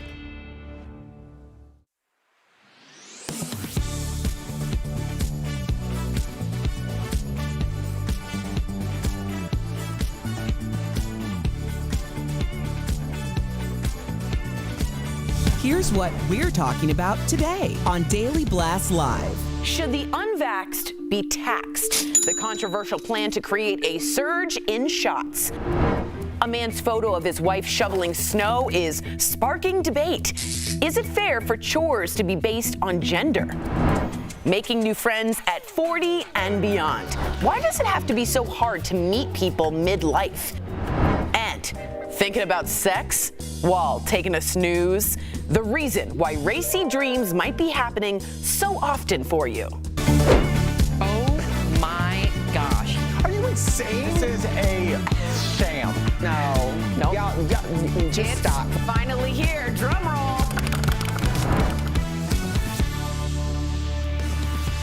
Welcome to DBL. Jeff and Al joining us from home. Hello, hello. So we are going to kick things off with a very controversial topic, but what better to do it than our table, right? Okay. We always dive in, we always chat about it, and hopefully by the end of it, we can have some sort of, I guess sometimes we don't agree, and that's okay, right? So here's the topic that a lot of our viewers, that a lot of you think is a hot button issue. Should the unvaccinated be taxed? They're already doing this in Quebec, imposing a health tax on unvaccinated Canadians. It's to cover the additional costs that the unvaccinated are putting on their healthcare system. So a little closer to home, Joy Reid is also calling for the unvaccinated to pay more. Take a listen to what she had to say. Let's talk about what other countries are doing, because at some point, I feel like people who are willfully unvaccinated, fine, don't get vaccinated, but they need to start to pay a little bit more of the cost of what this is doing to our system. So it's important to note, though, and I want all of our viewers to hear this, that there are exemptions being made for those who have medical reasons to not get vaccinated. So if that's you, we're not talking about you here. DBL Nation, gotta hear what you have to think. Should the unvaxxed be taxed? Go to dblvote.com to weigh in. And okay, so let me start with you, Erica. What do you think about this? You just came back from Canada. Yes. I know it's hard to compare the two healthcare systems, but just in general, paying more. You know, yeah, I did want to say, because anytime you say tax, and of course Canada has universal health care, we don't have that in the U.S. So those are two different things. But I don't really see the issue with people who have opted not to be vaccinated being charged more. There's a precedence for this. You'll remember back in August, we talked about Delta Airlines charging additional $200 a month for any employee who decided not to become vaccinated. And the reason why that they quoted was that it costs each person who has a hospital stay due to COVID $50,000 more. So the idea that if you smoke and you check that box, you have a higher premium, it seems to be the same thing because you're at higher risk. Interesting. What do you think, Jeff? This is interesting. I think Erica points out a very great point that this is Canada, not the U.S. We have two different systems, so now we're just talking in general here. I think we have to be specific about that. But we're going down a slippery slope when you say let's tax people who don't want to do this for health reasons. I understand there's underlying conditions for other people, but are we going to start taxing people who choose to be obese that don't have an underlying condition because they are causing more problems in the hospital as they get older? Are we going to have a tax on the elderly because they're spending more time in the hospital? It's a slippery slope when we talk about taxing people. I understand cigarettes and alcohol are taxed more, and if you smoke, you got to pay more on your insurance. That makes sense, and this is going down that similar road. So I see reasons for both on this. Al? And Jeff, I think the reason you see reasons for both is because I think as human beings, we're taught to look at things from both perspectives. We're looking at things from, an emotional perspective, like, is that right? Is that fair? And then we're looking at things from an economic perspective. And I make this analogous to the plane seats. If somebody is obese and they buy one plane seat, but they are using up more resources, meaning that they are imposing on somebody else's seat, the question has always been, should they pay for a second seat? That's an issue for another time. I'm just saying, when somebody's using up more resources than the funds that they have put forth have allotted, we are at least allowed to question and play around with the idea of charging you more. If you go to a restaurant and you order a very specific fancy meal that takes the chef that's making a lot of meals away from his job to work on just your meal, you should be charged more. Well, let's talk about some of the statistics, though, because for me, the statistics help put things into what direction we should go as a nation. So as far as in Quebec, 50% of the ICU beds taken are unvaxxed. As far as here in America, if you look back in July, 90% of COVID patients were unvaxxed, and those were the ones taking up all the ICU beds. We heard a number of stories of people saying, my dad had a heart attack. He couldn't go into the ICU because there was no beds for him. I have someone else that I know that had lymphoma. They weren't able to use a ventilator because the ventilators were taken up at a Boston University hospital. So it does become personal if it's one of your family members who aren't able to get a hospital bed because they are taken up by a preventable, at this point COVID is preventable, not by contracting it, because we all know that there's breakthrough cases with the vaccinated, but it is preventable when it comes to death and severe ICU illness. And then more recently, other sources have dropped that number to 70%. I think something that we're not talking about is healthcare workers. My brother-in-law, not Eric, who lost his life to COVID, but my other brother-in-law, JP, is an ICU nurse. He's done. He's over it. So are all his colleagues. For so many months, they were held up on a pedestal as frontline workers. Good for them. Yay. And then all of a sudden, they're being questioned by their patients. Why are you giving me this? Not giving me this. Why can't you give me ivermectin? Blah, blah, blah, blah, blah. These are our healthcare workers who have studied along with their doctors, who know everything about COVID, have seen deaths, have had to call loved ones, and all of a sudden they're the enemy. And they are at their wits' end. So something has to turn this tide in Quebec. This is working. They've seen a big increase in, I'm not trying to go on a big monologue, I apologize, but I just want to give you guys the facts. In Quebec, they've seen an increase in their citizens getting that first shot since they've been taxed. So maybe hitting people at the wallet is the right thing to do. Well, the other thing is, you said 90% of people in Quebec were vaccinated. But also, like, some things that people aren't considering is, like, you know, I have family in Canada. We were very in a privileged position being in the U.S. because we had access to the vaccine far before my family in Canada had access to it. And when they did have access, they had originally AstraZeneca. So now they're doing other things in order to boost and make sure that they are fully vaccinated. It was the access. And remember back in the day, a year ago, when everyone was like hoping to get access to this and people were clamoring, and now all of a sudden people don't want to do it and they're rejecting the vaccine, and the vaccine is so plentiful in this country. There are other countries where the vaccine is non-existent. Yep. So when we're having this conversation, I just always want to remind people, and I'm not one, I know that some people feel differently. I am not one to be like, you need to do this. You should do this. Because I know that if I say that for someone who has their reasons for not getting vaccinated, that's only solidifying their stance on it. But I will say this, why are we hoarding vaccines from the rest of the world?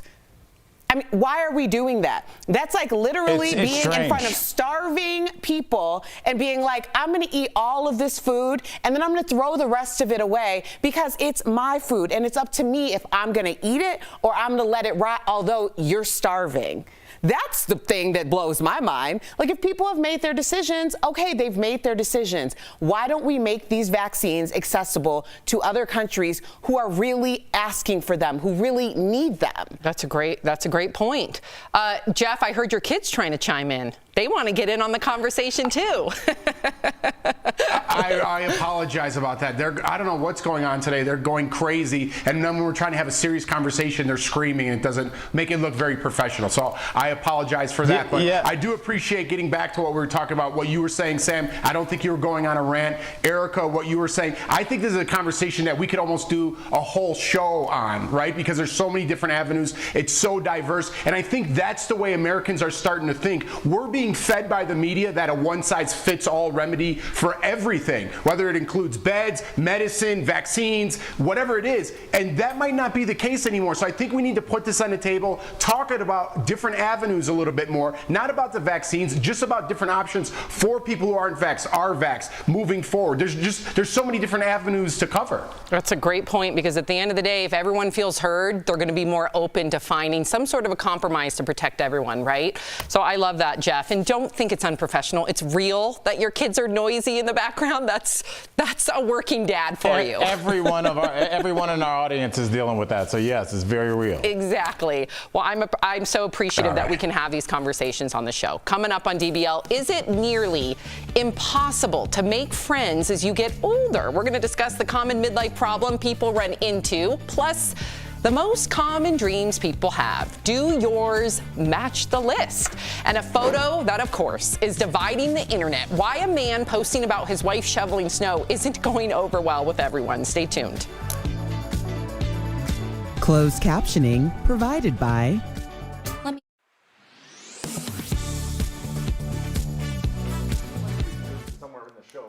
Yeah, that's what I mean. No, that's what I was at the top of B. Oh, yes. Why don't I just say it? Will you tell me what it was? Top of B. Yeah. Throw it up at the very top of B. Just have her say, I didn't mention the final vote, and it was this, and blah, blah, blah. Hey, yeah, so I know everyone, obviously, vaccinated, unvaccinated, this is such a hot button topic, and people feel very passionately about their stance on it. And I respect that. I think although I have my own experiences that were very traumatic and tragic over the past couple of years, so yes, I do have my feelings about the vaccine and what it has done for myself and what it's done for my family, and how I wish that some of my family members would have had access to it because they passed away from COVID. But that being said, my biggest issue is the idea that the U.S. is hoarding vaccines in hopes that people are going to change their mind. If you aren't going to change your mind, then what difference does it make if it continues to be accessible to you? Doesn't it make more sense? Like, I use the food example because think about it. A lot of people will donate their canned goods and things that they know they're never going to use. Is it any different, especially when it's coming to life-saving measures for the good of the global humanity? So that's really where my biggest issue is, because I don't think that we're going to change anyone's minds by like yelling at each other. Yep.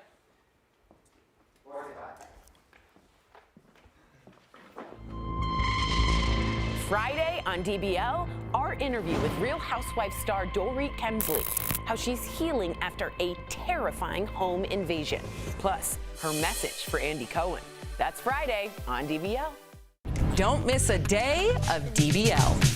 Bold debates. That's absurd. Their whole brand is sharing their luxurious lifestyle. Get off social media. I'm done with these stupid arguments. Hot celebs, but I ain't scared of no ghosts. That's right, Erica. Absolutely. We're like this all the time. Yeah. I can tell she was feeling something. I'm here for it. And all the laughs. Well, you yelled at me, kicked the show off, so I won't be laughing anymore. DBL's all new every day.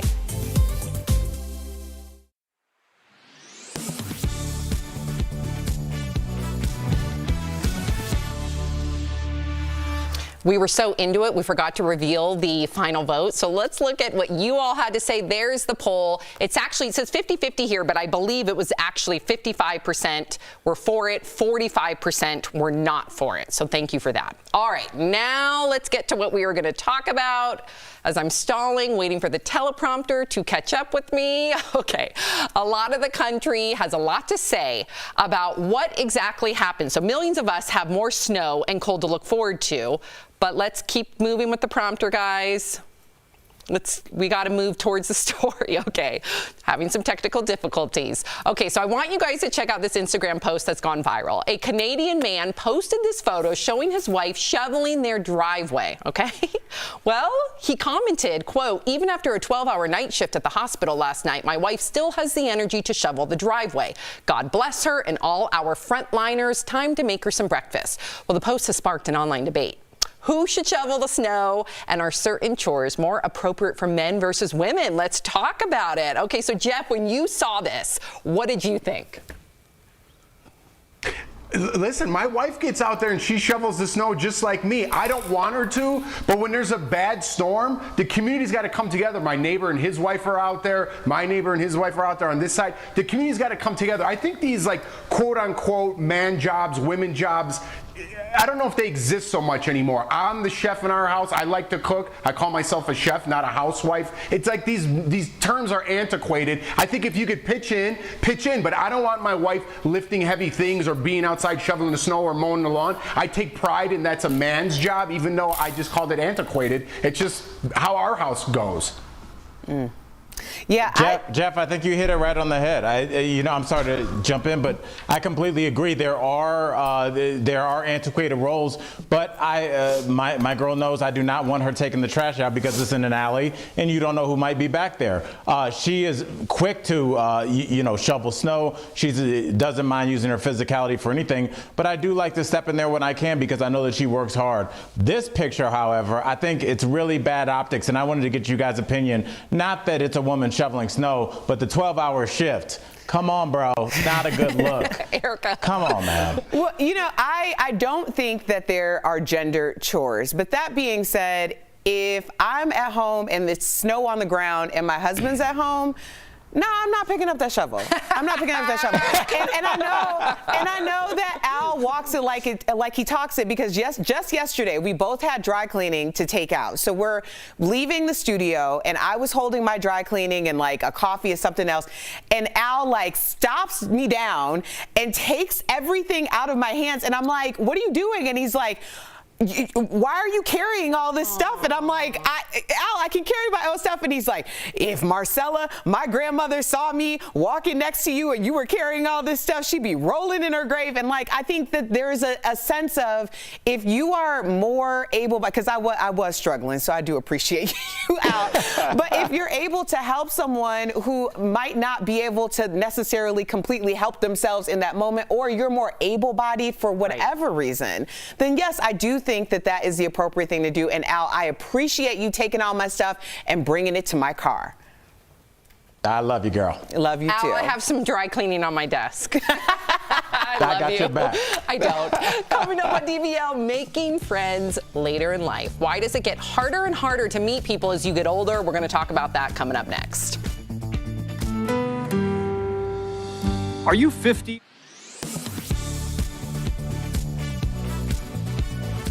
2021 was a lot like 2020 when it came to the government's help. We saw stimulus checks, child tax credits, and boosted unemployment benefits. So we are verifying what could affect your tax returns this year.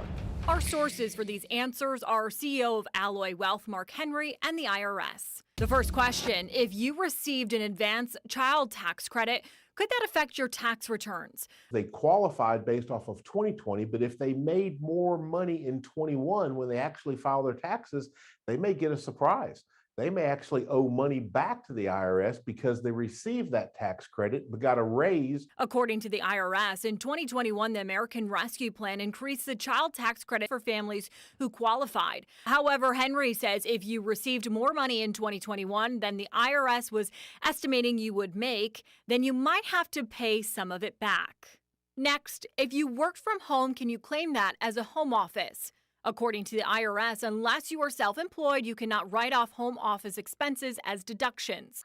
Unless you're self-employed, you cannot do that. And finally, will the new tax brackets released by the IRS affect your taxes? According to the IRS, income tax brackets and the standard deduction have been adjusted to reflect inflation. The actual tax brackets themselves, this is a good thing, they went up a little bit. So they went up anywhere from 1% to 3%.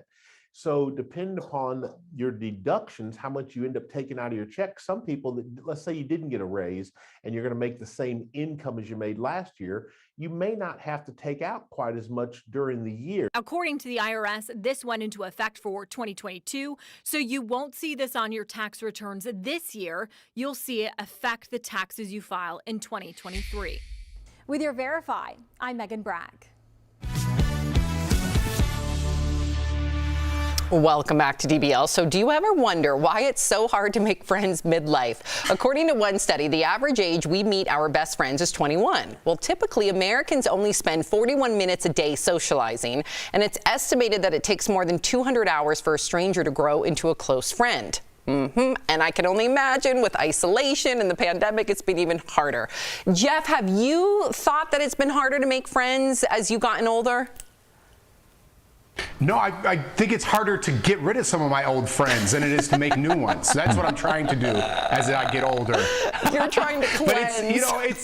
But listen, I'm blessed to have a great group of friends growing up with, college friends, all different stages of my life friends. I'm very blessed in that aspect. But I think this is for me personally, as I get older, you're less tolerant of people. So if I'm meeting a new person or a new couple and they want to go out to dinner and they're late or they're complaining to the waiter, I'm out. I don't need any more friends. You know what I mean? But my friend Tony, who I grew up with since I was a little kid, he's always late. I hate him for it, but I love him. You know what I mean? So I'm not going to take on a new friend that's always late. That's one of my pet peeves. And Al, you have a saying. What's your saying? You've said it on the show before. No new friends, and it sounds very harsh, but I think a lot of people in the studio have adapted it, and it sounds harsh, but honestly, if you think about it, you should and can be friendly and courteous to everybody that you encounter. But I use the friend word very, very, very. I rarely use it because when I call you a friend, it's a different level of trust between us. So I want to be friendly with a lot of people, but not friends with many. So it's a tough thing, but it's hard to meet people, Erica, when you're older because I don't know, you don't want to be weird, you know? Isn't that, like, you don't want to be like, hi, I'm the guy from the mall. Do you want to hang out? And you're like, what? No, it's weird. Okay, you've made some points, Al. You've made some points. I think that you were on to something in terms of what does friendship mean to you? And I think that's where people really get lost and use the word friend so willy-nilly. It's like, if a friend to you is someone who is accessible to you 24/7, then you need to find someone who is equally as codependent. Yes. When we are older, we're very much set in our ways and our lifestyles. I mean, a lot of things can change the dynamics of that. What type of profession you have and what hours you work. If you have children versus if you don't. If you're married versus if you don't. So I think it's a lot more organic making friends that you are almost like a year later, like, wow, we've been friends for a year. That's weird. You know, when you're older, as opposed to when you were younger, you needed those friendship circles almost to kind of help define who you were. You're also going out a lot when you're younger. I'm finding that I'm starting to get friends again through my kids. So like when I set up did you say no, Al? I see Jeff shaking his. I made a face. I made a face because that's super embarrassing. What I was gonna say, Sam, and this is for our viewers. And Jeff is shaking his head in agreement. If I'm going to set up a play date for Sophie, if I'm going to go to school functions, I start to get to know their parents. It doesn't mean that I just automatically become friends with one of them, but as I meet her friends' parents, I've actually been like, oh, they're cool. Mark and I are like, we're going to go to dinner with them. So I think then you have some common interest. That's not fair to Sophie. That's not fair to Sophie. Why isn't it fair to Sophie? Because if you start to like, what if Sophie doesn't like their kid and now you like their parents? So you're forcing their kid on Sophie because you're trying to hang out with their parents. Why would Sophie be having a play date with someone she doesn't like? The kids fall in and out of like, you know how it is. I think Sam's point is well spoken. You decided to move to the same neighborhood. You put your kids in the same school. I think there's some commonality there. That makes sense. And our friends and our kids are friends. We live in the same neighborhood. Yes, we're like blood brothers. We're a transient city. That's not really commonality. Okay. Probably 1 million people live in this county. All right, Albert. I'm going to call you Albert. Coming up on DBL, the Screen Actors Guild nominees are in. Find out which star got a nod after being on screen for only 7 minutes. What? Promotional consideration is brought to you by Kids Grow.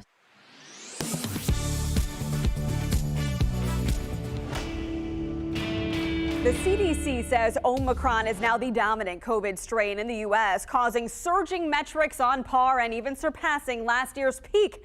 Testing is subsequently in high demand with low supply in some areas. You certainly don't want to waste a hard-to-get at-home test.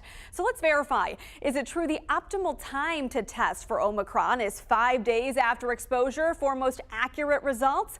Well, our sources are the CDC, an MIT study published in the Annals of Internal Medicine, and Dr. Chris Uhl, infectious diseases physician for Atrium Health, Wake Forest Baptist. The time to test following an exposure to COVID is roughly 3 to 5 days. For both Delta and Omicron, probably closer to 3 days makes more sense because the virus is more transmissible. And it tends to cause infection faster. So yes, testing 3 to 5 days after exposure is best, and that's a slight difference from the 5 to 7 days health experts recommended in 2020 and early 2021 before Delta and Omicron entered the picture. And timing is key. A 2020 MIT study looked into the probability of a false negative on a COVID test. On the first day after a probable exposure, the likelihood of a false negative was 100%. That percent decreased with each passing day. And the CDC has updated its isolation and quarantine guidelines for Omicron, saying the science shows transmission occurs 1 to 2 days prior to symptom onset and in the 2 to 3 days after. So in all exposure scenarios, whether you're vaccinated or not, the CDC suggests you test on day 5 after coming in contact with someone with COVID. And with this variant, any type of test that is FDA approved can give accurate results. Either a PCR test or a rapid antigen test is fine, and the home tests are fine for doing it as well. In conclusion, we verified, yes, it's true, the optimal test time for Omicron is still 5 days after exposure. But given how fast Omicron spreads, you can test as early as 3 days and likely have accurate results. With your Verify, I'm Megan Morales. The annual deadline for Americans to file their taxes is typically on or around April 15th. However, for the past 2 years, the IRS has pushed the tax filing deadline past April because of the COVID-19 pandemic. Amid the current surge of Omicron, it's clear that COVID-19 is still impacting a lot of people. So let's verify. Is the IRS pushing the tax deadline again this year? We went to these sources for an answer. In a January 10th press release about the tax filing season, the IRS confirmed this year's deadline is April 18th, and there's no indication that that will change. That date was also confirmed by TurboTax and CPA Practice Manager, a resource magazine for accounting and tax professionals. According to the IRS, April 18th is also the deadline for individuals to request an extension. If the extension request is granted, their new deadline would be October 17th. With your Fast Fact, I'm Adiane Till.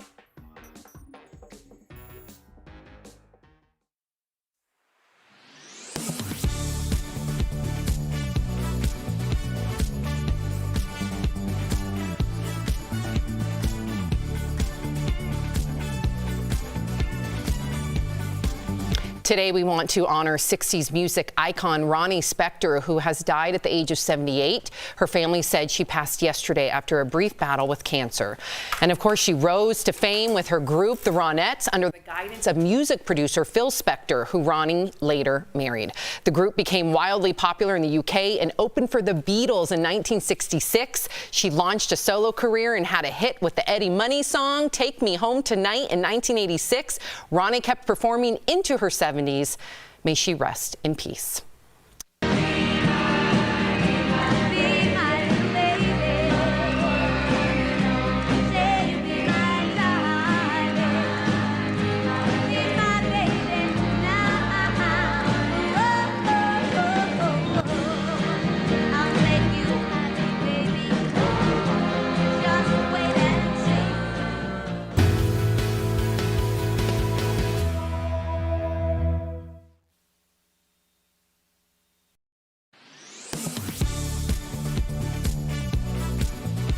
Verify.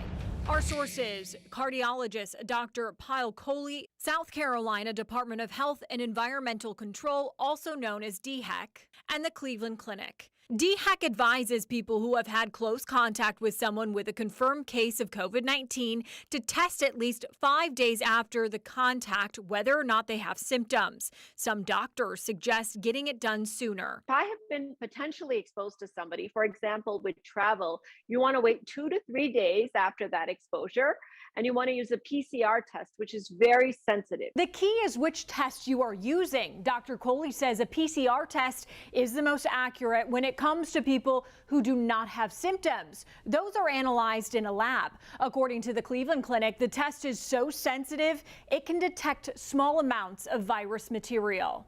An antigen test, also known as a rapid test, is what you would see in stores. They detect protein fragments specific to COVID. While these tests are less sensitive, Dr. Coley says scientists believe the Omicron variant shows up in your system faster than other COVID strands. This is a little different than what we saw with Delta. So with Delta, we were waiting 3 to 5 days before we test, but the incubation period of the Omicron variant appears to be shorter. So we really want to test around day 2 or day 3. So we can verify that no, you should not test for COVID-19 only if you are symptomatic. Doctors suggest if you have come in contact with someone, get a PCR test if you can, because that is more sensitive than a rapid test. With your Verify, I'm Megan Bragg.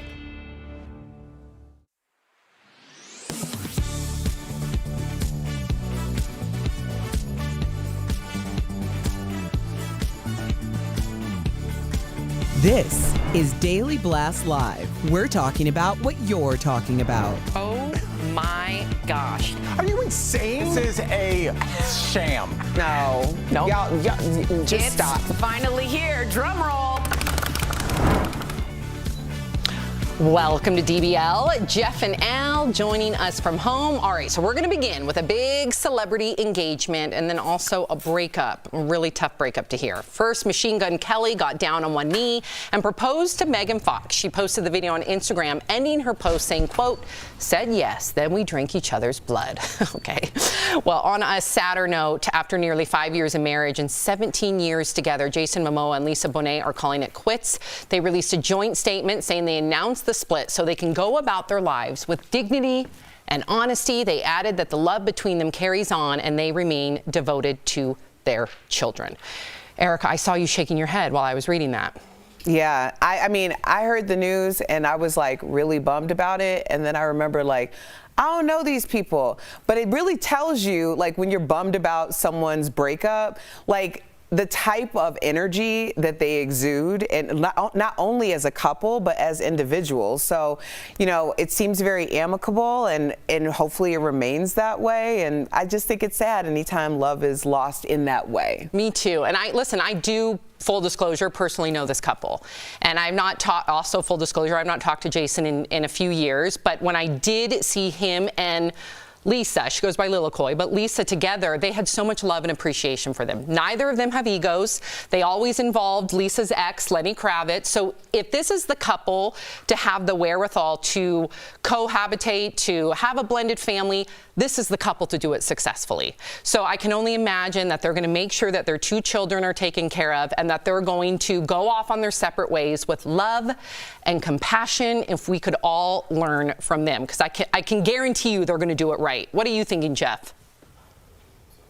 Well, full disclosure, me and Machine Gun Kelly grew up, and last week we were doing shots of each other's blood. So I just want to put that out there. You drink blood too? What is that all about? You kind of just breezed over that part that we got right into Jason Momoa. I feel bad about that. It's weird I mentioned it on the show many times. I just don't want to lead with that because this is a sensitive issue. I knew Jason before he became really, really big. At the time, he was on a Hawaii show. I think it was Baywatch Hawaii, and then he did some sci-fi show. And then, long story short, I have talked about it on the show, and I didn't even want to bring it up, but because I want to just give them credit. You know, this is an uncomfortable situation talking about two people that I do know splitting up. So I'm doing the best I can sitting here just trying to give them credit without talking about it too much, if that makes sense. It's weird for me.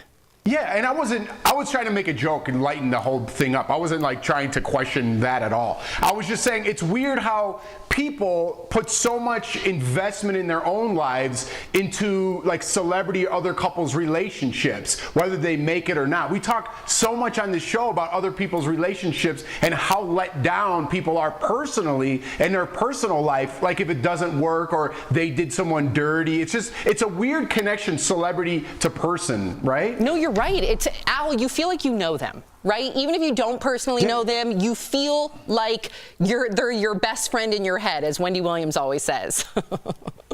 Absolutely. And, you know, whether they're a couple or an individual, we all see somebody in our life that we'd like to emulate.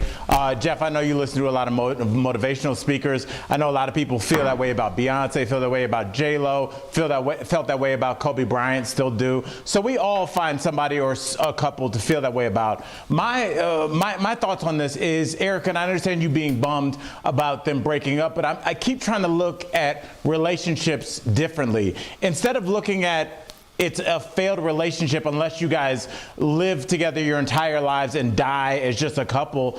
I don't know if 17 years together and an amicable breakup is a bad thing. It isn't something to be celebrated.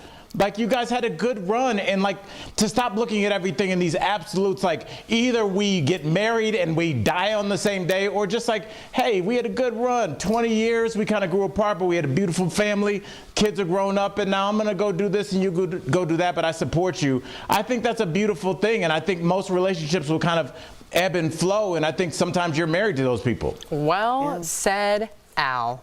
You're back to Al, no longer the Albert.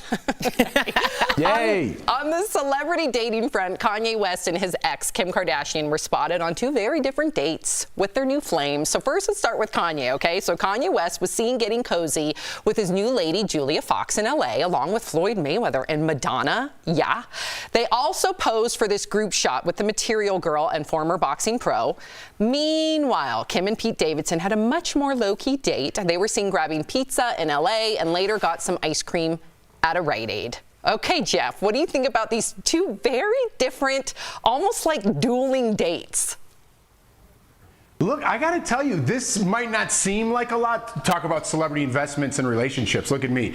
But I think that Kim is on the right track here. I think enjoying each other's company, right, is over a pizza and just ice cream at Rite Aid. You can impress anybody with your celebrity friends, popping bottles at a nightclub, showing them the high life. Anybody's impressed with that. But how impressive can you be over a slice of pizza and ice cream? Now you got to enjoy each other's company. So Kim and Pete, I feel like, are headed in the right direction. Oh, Jeff, it's Keat. Oh, is that their celebrity couple name? It's Keat. I will not be using that term ever. And Jeff, that's why I love you, because you refuse to. Jeff, what you said makes so much sense, because as I was thinking about the examples you used, you said nightclub and all that kind of stuff, and now just pizza and ice cream. If you think about those two settings, they're both very different. A nightclub is loud with a lot of distractions, and so like if you're not having a great time with that person, you know, you can talk to other people, mingle if you want, but a slice of pizza, ice cream, it's quiet. That means that you want to hear what this person has to say. This means that you don't want to be distracted by anybody else. You only want to focus on this person. So I think you're exactly right, Jeff. I think the slice of pizza is 1,000% more important than being seen coming out of a nightclub with somebody, because that could be anybody, but you don't just have pizza, you don't just have ice cream at Rite Aid with anybody.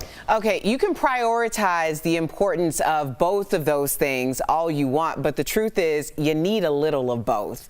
Because if you're always out for pizza, that's going to get boring. If you're always out at the nightclub popping bottles, that's going to get boring. So there has to be like a hybrid. And I think, you know, Kim Kardashian has everything. Popping bottles, eating pizza? Popping bottles and eating pizza. Yeah, you know, like do the highs and the lows and the middles, you know, change it up. I think the spontaneity or the idea of variety it truly is the spice of life. So, I mean, yeah, we're comparing these two, but realistically, there's probably a little bit of everything, which, you know, gives for a better relationship. Mm-hmm. Yep. Okay, so we're going to talk about being too organized. Some people have been posting videos on TikTok of their impressively organized fridge. I live for stuff like this, where everything has its own drawer and all the produce is neatly separated into different compartments. Shows like The Home Edit also post organization hacks and show off neat closets with everything in its place. But is this level of organization even realistic? Jeff, remember when I showed you my picture of my pantry? Goals, Sam, goals. It's on my vision board. Is it? You're very organized, kind of like this. I like to think of myself as organized, and sometimes I'm like, maybe I'm too organized, but then when I see Sam's pantry or these pantries and closets, I'm not nearly as organized as I think I am. Well, you know who got me into it was Erica. This was about 1.5 years ago. Erica told me that she was, I don't know what you read or what you were watching, but she said, take everything in your closet and throw it out. And then start to piece together how you want it organized. Oh, and the I've Home been doing Edit. that. Okay, I've been doing that because of you, and it's so freeing. I know where everything is. Girl, I'm glad you're doing it because I fell off the Home Edit train. I sure did. Like right now, I was getting like anxiety just looking at that. Like I really need to get back there because I mean my life was like working like a well-oiled machine when I was organized. But you know, sometimes you fall off, and I fell off. Al, what do you think about this? It helps me. It's very cathartic for me. I just want to say before I even make a statement that, Sam, this is why people tune into DBL. It's for pantry talk. For myself, please let them talk about pantries. No, I love that my girl is incredibly organized. And at first I was like, this is a little excessive, but you know what? just go when you go into the hallway closet and something's labeled. If you have a headache and you know where the aspirin is, or you have a stomachache and you know where the Tums is, it does help, and it just gives a little peace of mind to just know where things are in the house. And I never lived like that. I've been a goofy guy for most of my life, so it's refreshing for me. I could see how some people wouldn't like it, but who doesn't like to know where things are going to be all the time? Put it back where it was. It's there the next time. So super I don't know, satisfying. Yep. Coming up on DBL, we're going to talk about some of the most common dreams people have, and do they match yours? Closed captioning provided by. Hi, I'm Wolfgang Puck. So I got to give Erica credit because I've never seen the home edit. Yeah. But Erica was telling me like a year and a half ago, because for me it got, even though it sounds so simple, it got confusing, like, oh, how do I start? And for Erica to say take everything out, then piece through, and then put back, that was the kicker. So for me, when I organize Sophie's clothes or the pantry, I take everything out, and then I go, we don't need this, we don't need that, we don't need that, and then I put it back in, it's all nice and neat. I don't even go the extra mile so much of like labeling things. I do in the pantry, but nowhere else I do that. But it's just so freeing to, like, otherwise Sophie would probably still have clothes in her drawers that are from like 2 or 18 months. You know, it gets more and more. Same with her toys. Yeah, I say that I fell off, and I did. I was very meticulous. Everything was in a, you walked in, it kind of looked like no one really lived there. I remember you purged a bunch of your nice clothes and you sold them, right? Yeah, I did consignment. I had all of these different things going on. And then, what really got me, and I don't know if other people are experiencing this, but I was so organized, especially like leading up to the pandemic and then during lockdown. But everything opened so rapidly for me that it completely caught me off guard. So I found myself running around like crazy, like throwing things places, and then not having the time to actually get things organized. There was so much going on. And I know that like gradually we kind of shut down, but then when we opened, it was like we outside. So now I'm coming back to like organizing things. And my husband, Anthony, has really gotten involved. Like the pantry is immaculate. But my closet, Lord, somebody send some help. Although my girlfriend Shauna came over and helped me like a month or so ago, and that did help. But I still got, it's an ongoing process. It's really a daily thing if you're doing it right. Totally.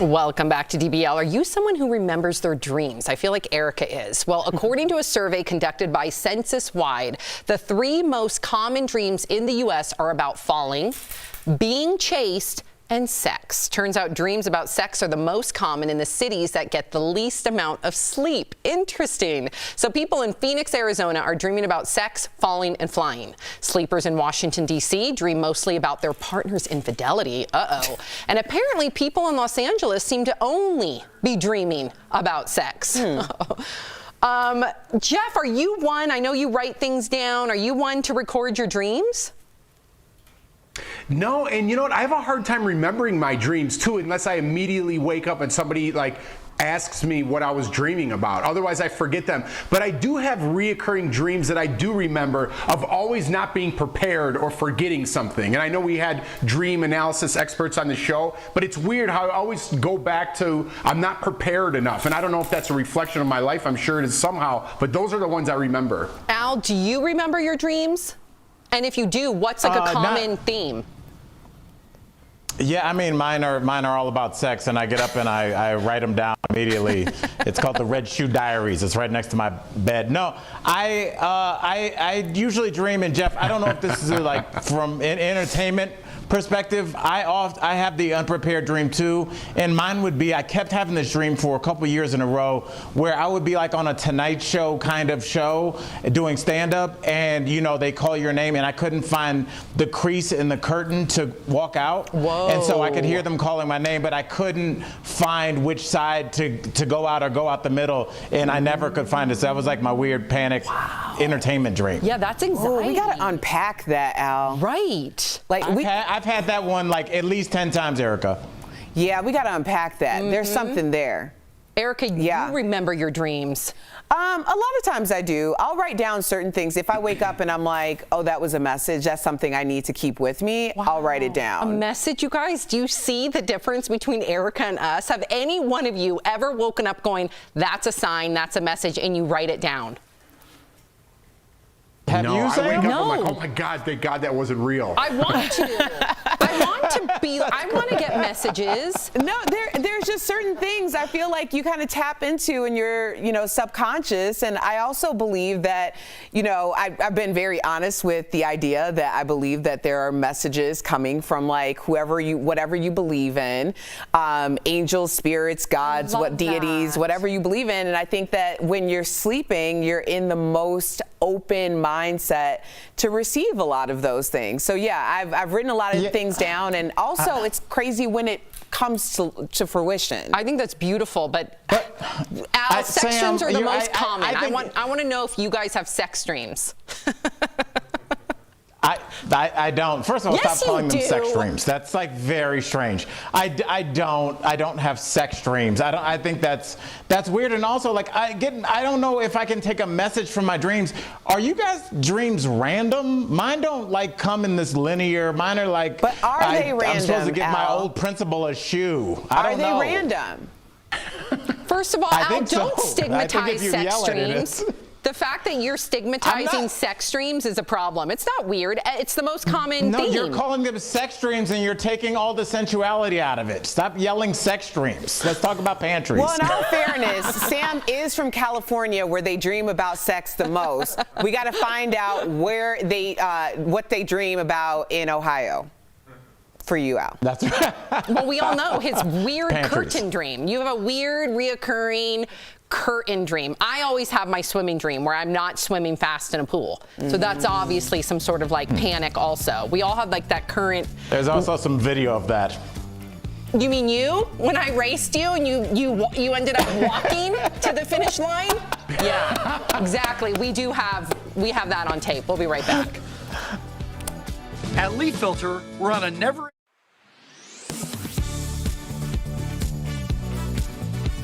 2021 was a lot like 2020 when it came to the government's help. We saw stimulus checks, child tax credits, and boosted unemployment benefits. So we are verifying what could affect your tax returns this year.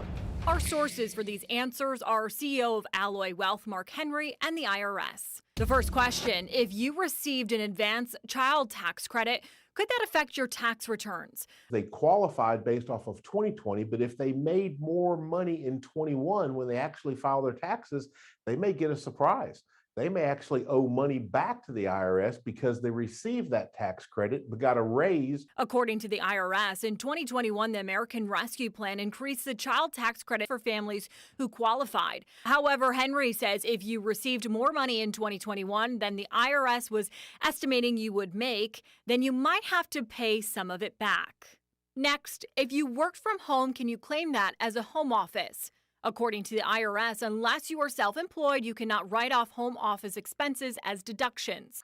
Unless you're self-employed, you cannot do that. And finally, will the new tax brackets released by the IRS affect your taxes? According to the IRS, income tax brackets and the standard deduction have been adjusted to reflect inflation. The actual tax brackets themselves, this is a good thing, they went up a little bit. So they went up anywhere from 1% to 3%.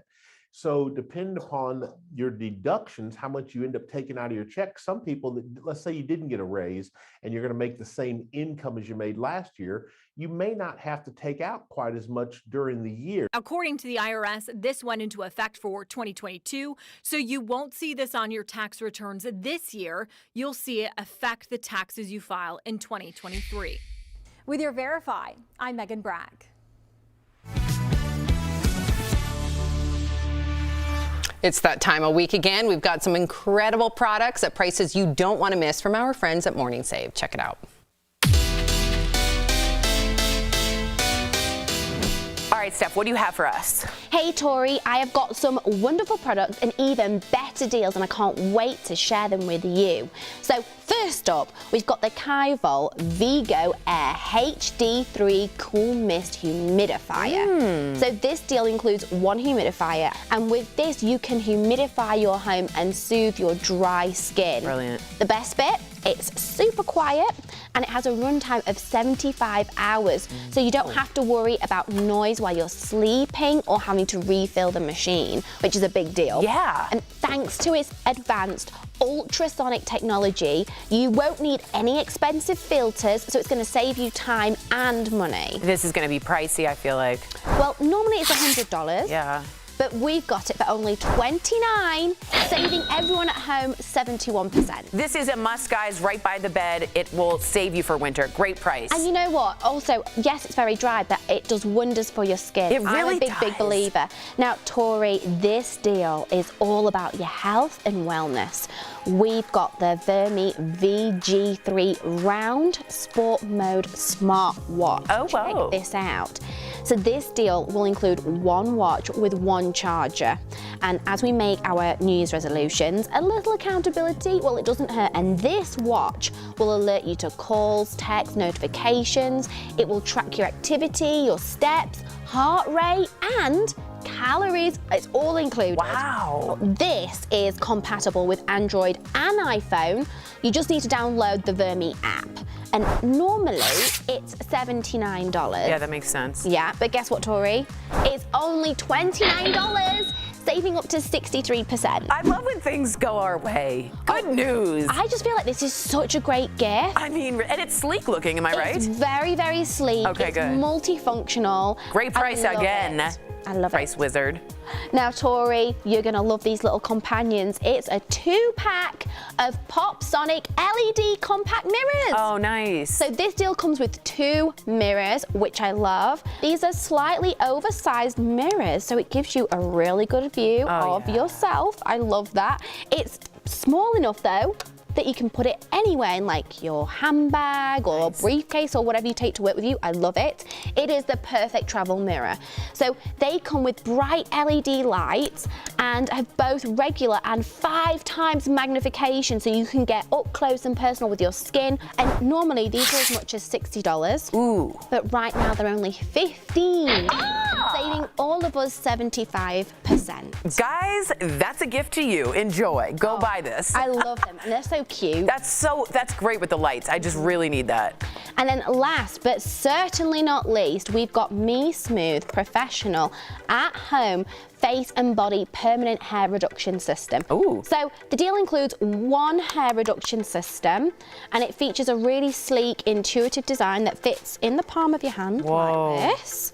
And this system is FDA cleared and is clinically proven to permanently remove unwanted body and facial hair in just 6 weeks. Oh my gosh. So the hair removal is safe and effective. There's no pain, irritation, nicks or cuts, and it'll target your hair follicle to disable growth so you can avoid ingrowing hairs and razor burn. Oh, I need this. So normally it's as much as $299. Ooh. We've got it though for $149. Much better. I know, saving up to 60%. I like that this is in the privacy of your own home. Exactly. Oh, these are good. All right, head on over to morningsave.com. You guys know how to do this. You snag these amazing deals at the lowest prices. You can even visit morningsave.com just right on your smartphone. Thank you so much, Steph. We will be right back.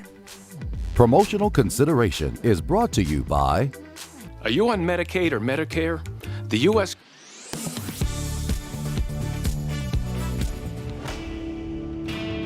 The CDC says Omicron is now the dominant COVID strain in the U.S., causing surging metrics on par and even surpassing last year's peak. Testing is subsequently in high demand with low supply in some areas. You certainly don't want to waste a hard-to-get at-home test. So let's verify. Is it true the optimal time to test for Omicron is 5 days after exposure for most accurate results? Well, our sources are the CDC, an MIT study published in the Annals of Internal Medicine, and Dr. Chris Uhl, infectious diseases physician for Atrium Health, Wake Forest Baptist. The time to test following an exposure to COVID is roughly 3 to 5 days. For both Delta and Omicron, probably closer to 3 days makes more sense because the virus is more transmissible. And it tends to cause infection faster. So yes, testing 3 to 5 days after exposure is best, and that's a slight difference from the 5 to 7 days health experts recommended in 2020 and early 2021 before Delta and Omicron entered the picture. And timing is key. A 2020 MIT study looked into the probability of a false negative on a COVID test. On the first day after a probable exposure, the likelihood of a false negative was 100%. That percent decreased with each passing day. And the CDC has updated its isolation and quarantine guidelines for Omicron, saying the science shows transmission occurs 1 to 2 days prior to symptom onset and in the 2 to 3 days after. So in all exposure scenarios, whether you're vaccinated or not, the CDC suggests you test on day 5 after coming in contact with someone with COVID. And with this variant, any type of test that is FDA approved can give accurate results. Either a PCR test or a rapid antigen test is fine, and the home tests are fine for doing it as well. In conclusion, we verified, yes, it's true, the optimal test time for Omicron is still 5 days after exposure, but given how fast Omicron spreads, you can test as early as 3 days and likely have accurate results. With your Verify, I'm Megan Morales.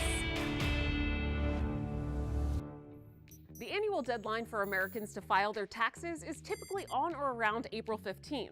However, for the past 2 years, the IRS has pushed the tax filing deadline past April because of the COVID-19 pandemic.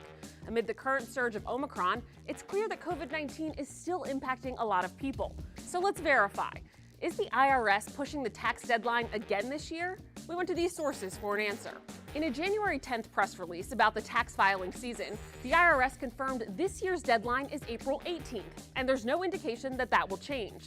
That date was also confirmed by TurboTax and CPA Practice Manager, a resource magazine for accounting and tax professionals.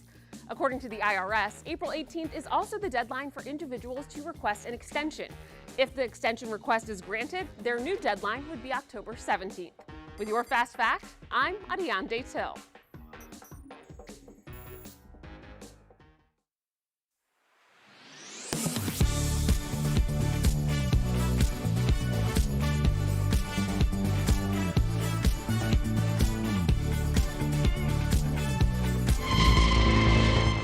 Tomorrow on DBL, our interview with Real Housewives star Dory Kemsley, how she's healing after a terrifying home invasion. Plus, her message for Andy Cohen. I'll give him when I see him again. That's tomorrow on DBL. So we tried to find that swimming video of Al sinking, but we don't have enough time in the show because it takes Al a long time to sink. And then get back up. So you're saved, Al. DBL's new every day. We'll see you guys tomorrow, same time, same place. Bye, guys.